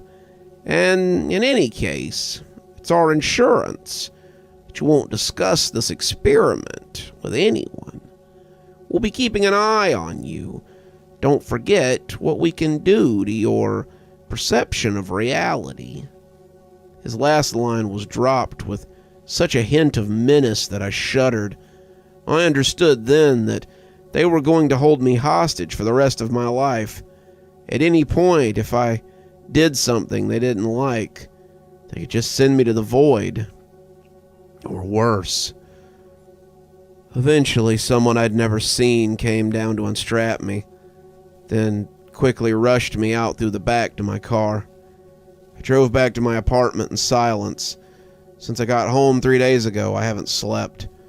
The money was deposited in my account, just as they said it would be. But I can't enjoy any of it. I can't stop thinking about what it's paid for. This technology shouldn't exist. I don't know what their plans are for it, but I know it's not the BS Dr. Webster fed me to get me to agree to the study. I've realized that I can't keep it a secret, even though I know what posting this means for me. Even though I just heard the voice again.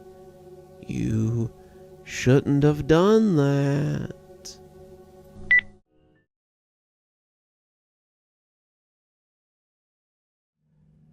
I love my older brother, but sometimes I wish he'd died. We were kids. I was only 10 and he was 16.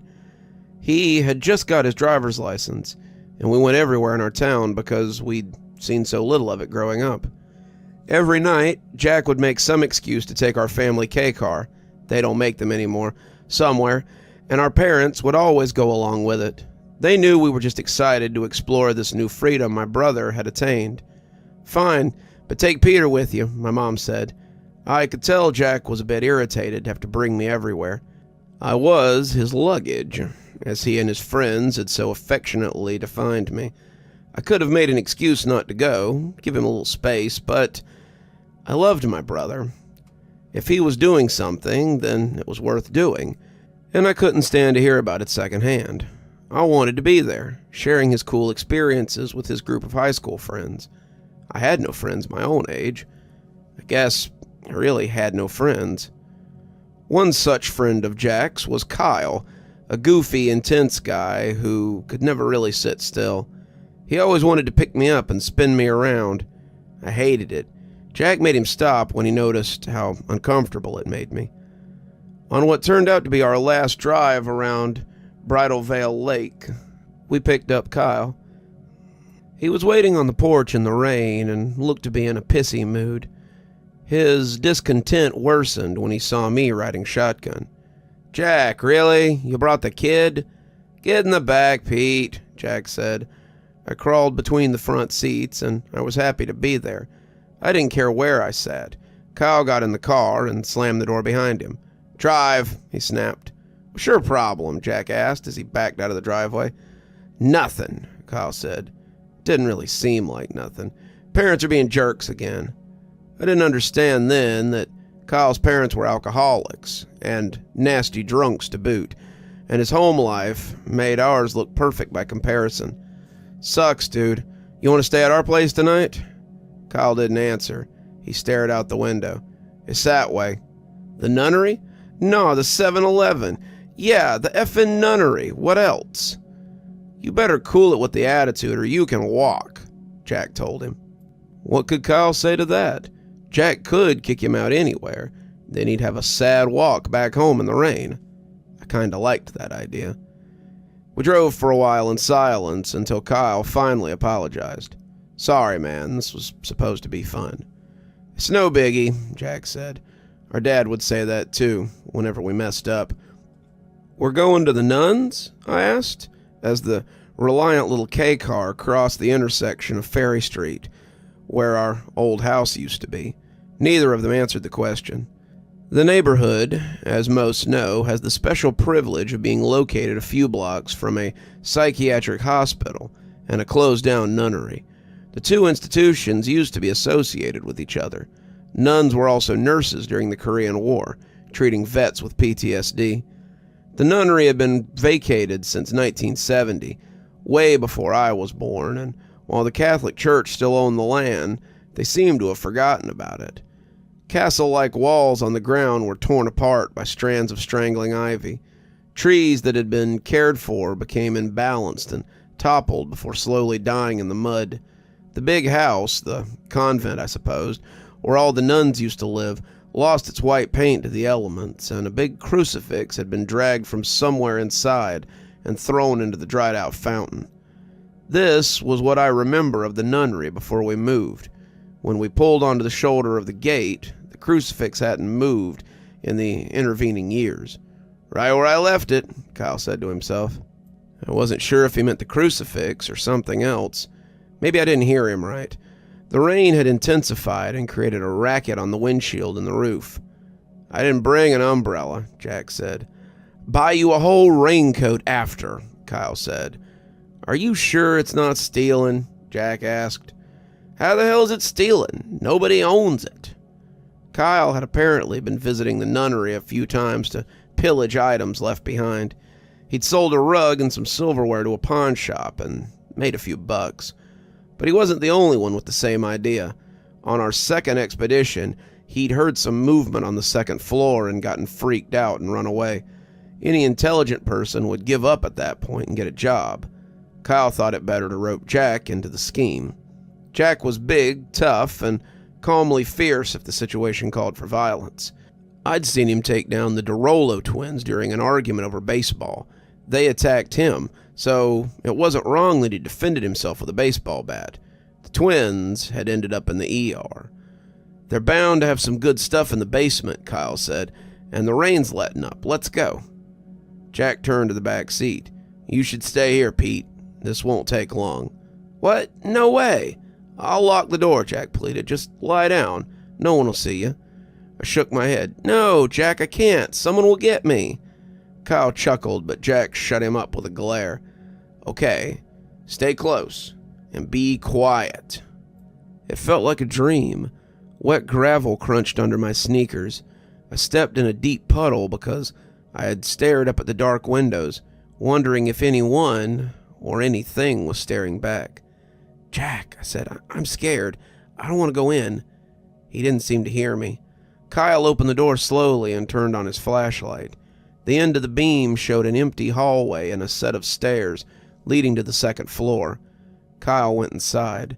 Jack guided me forward and knelt down to say, "Stay in front of me where I can see you, okay? Sorry for bringing you here. I know it seems spooky, but it's just an old building. If there's anyone here, they're probably homeless and just trying to stay warm and dry. They won't bother us." He turned on his flashlight and handed it to me. I felt a little better after the pep talk. It was dark and it smelled like a church mixed with dirt, but that was all. Or so it seemed. In his usual impatient, agitated way, Kyle went ahead, making a ruckus as he opened drawers in an adjacent kitchen and swearing when he found nothing of value. He appeared in the hallway and grasped a doorknob sticking out of the wall I had failed to notice. This is the basement, but it's locked. As soon as he said locked, the practically seamless door swung open, which was the cause for more swearing. Kyle had been counting on the lock because he thought it meant the basement and its imagined loot were untouched. "No point now," Jack said. He laid a hand on my shoulder and started to turn away. "Whoa, wait, we can at least take a look," Kyle said. Jack hesitated, and I remember distinctly how he gripped my shoulder and crouched slightly to look me in the eye. "What do you think, Pete?" I thought we never should have come here. What I said, however, was that we should take a look. I didn't want to be luggage anymore. Jack giving me the power to choose felt like an opportunity. "Yeah, nice," Kyle said. He gave me a high five and rustled my hair. "Kid's getting cool." It was the nicest thing he'd ever said to me. Jack smirked. "He's always been cool. You're just slow." The chuckle from Kyle was forced. He looked momentarily stung by the barb. I think it was then that I began to realize how important my brother's approval was to Kyle. "Come on," Jack said. "We're wasting time." I opened the door, the nervous energy returning to Kyle. He was like a dog excited for a walk. My flashlight illuminated rough stone steps worn smooth by the passage of 1,000 feet. The walls were similar, though rougher, and there were hooks supporting oil lamps because no electricity had been extended to this part of the building. "Creepy," I said. "Yup," Jack agreed. "Come on." Kyle took the lead again as we descended the cylindrical shaft to a shockingly wide and long corridor. The arches in the ceiling, the floor, the walls were all constructed with red bricks, shedding their mortar. Someday, the weight of the house above would crush the tunnel. I hoped it wasn't today. "What is this place?" Jack asked. Kyle shrugged. "Looks like a dungeon." "Look at I started. The tiny barred window at one of the 6 identical doors I'd been pointing at changed.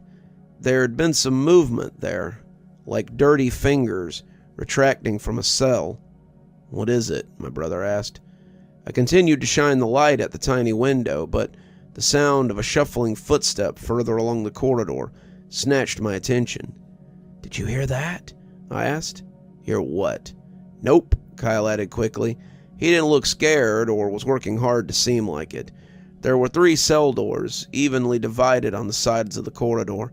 At the farthest end there stood a heavier door, blockaded with boards nailed to the frame.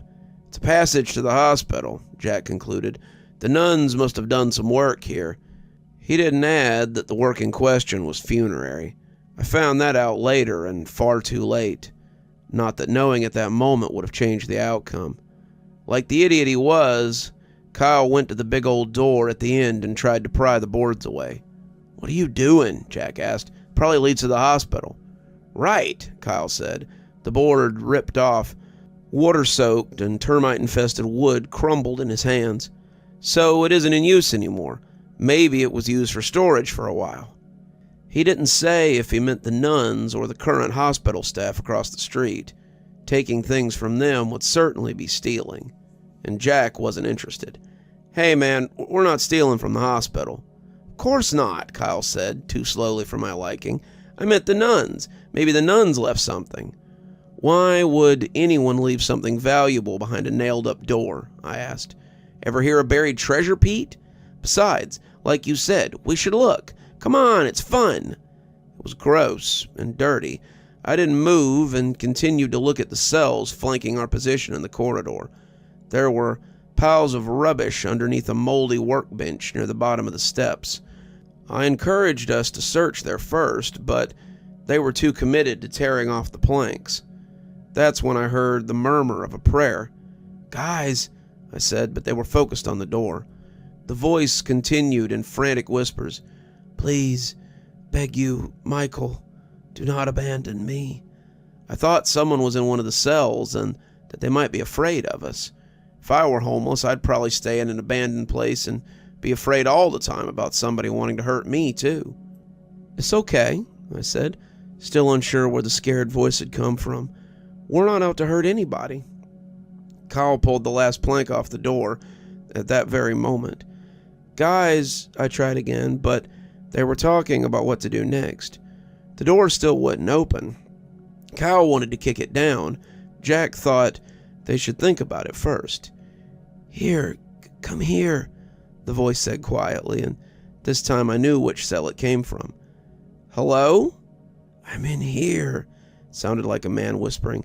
"Help me, I'm here. Please come." "Guys," I said loudly, and unfortunately at the same time, Kyle started laying his boot onto the passageway door. I moved closer to Jack, and we exchanged a look. He was sweaty and afraid. "There's somebody in that cell," I told him. "What?" He didn't understand. Kyle's boot plunged through the rotten door. Immediately, a current of smelly air was freed to caress our faces and our bodies. "There's somebody..." Jack reached for Kyle too late. His dumb friend rammed his body into the remnants of the door, and instead of stopping him, Jack tripped and fell on top of him. That's why I was the only one to see. Ahead, a gently curving ramp ascended, and against a painted wall came the shadows of what I can only describe as a king. His silhouette wore a tall and ornately evil crown, and he laughed as the shadows of several leashed dogs tugged him down the ramp. The shadows, however, were all that appeared. Nobody came down that ramp, only the laughter and the heavy breathing of the dogs. Jack scrambled backwards off his friend, and Kyle crawled out of the tunnel doorway. There was nothing to be seen there, yet I knew. They did too, despite their eventual denials. Something evil lurked ahead, and it had seen us. Leashes slapped the floor as if dropped, and padded feet and claws scrambled for purchase on the smooth concrete. The dogs had been let go. It sounded like it, the tunnel still appearing empty. "Run!" a female voice shouted from one of the cells. "Run! Run!" Her screams rang in my ear. I didn't know who ran first or how I ended up at the door at the top of the basement stairs. When my hands couldn't turn the knob, my legs gave out. The invisible horror pursued us. Jack raged against the basement exit. Strong arms wrapped around my wrist and lifted me and turned. Kyle was screaming in my ear. "Jack!" I called. He turned around and saw that Kyle had picked me up as a human shield. "Jack!" I pleaded. He just watched as Kyle threw me at the growls as they climbed the stairs. I hit the landing and felt their teeth sink into my flesh. The animals tore away my skin and feasted on my muscles. I was still alive when they pierced my stomach. When would I die? The pain made me wish for death. Torrid screaming from below, from the cells, suddenly faded. The ordeal was ending. Only one pained howl remained. Mine. "Pete! Pete! Pete!" Jack said over and over. The basement doorway was open now, and Kyle walked through it. Jack picked up whatever was left of me and placed what had to be my mangled corpse in the back seat. "Dad, we'll be mad about the blood," I said. Confusion entered Jack's concern. "What blood, Pete? There's no blood. You're fine." He went to the driver's seat and started the car. Kyle wouldn't look at us. "Sorry," he said before exiting the car at his house. "Sorry, Pete. I'm sorry you fell. Tried to catch you." It was a lie. I didn't have the will to deny it, though. By the time we got home, I realized there really wasn't any blood or physical injuries at all. I got out of the car and followed Jack inside. Our parents were watching TV in the living room while we ate Neapolitan ice cream in the kitchen. It seemed very normal until Jack put me in bed and stretched out in his. We shared a room. "You okay, Pete?" "Yeah," I lied. "But what happened there?" He stared at the ceiling. "I don't know." That was the last we spoke of the nunnery. Jack stopped driving for fun. I stopped hanging out with him. I didn't see Kyle again until a decade later. I was waiting for an order at a burger place, and a completely hairless man walked in. I didn't recognize him as Kyle until I was on my way home. I don't know why he lost all his hair, and I didn't care. My brother and I grew apart pretty fast. He hadn't tried to stop Kyle. None of us should have broken into the nunnery. I never forgot the feeling of being torn apart by those dogs.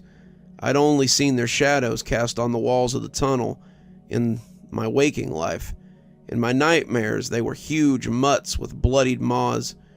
The Dark King remained a shadow in both worlds, revealing nothing more of himself but cruel laughter on the wrong side of midnight. I try so hard to sleep, but it's not much better to meet him in my dreams. It might be worse. Jack had been in university a few years by the time I reached high school and gained access to drugs and alcohol. While his life took off into careers and family and prosperity, mine declined. I never finished high school, became addicted, and struggled to make a connection with anyone. Eventually, my parents and Jack ceased contact altogether. I'm alone, but never truly alone. His shadow follows. Sometimes I can smell his dogs. Nothing short of total substance-based annihilation of my mind provides temporary reprieve. I tried therapy, but the experts call my experience a delusion and put me on strong antipsychotic meds that don't work. I went to a priest, but he kicked me out and said I should see a doctor. Rehab didn't work, obviously. So I'm writing to all of you. Maybe you can help. At least, if you care enough to have read this far. The nunnery isn't hard to find. I think I have to go back. Most of whatever I am is still there. The dogs want to rest. The king is indifferent, so long as I suffer. I'm tired. There's comfort in giving in and giving up. I'll be waiting in one of the cells with the others. They know. They understand. I hate you, Jack. I miss my brother.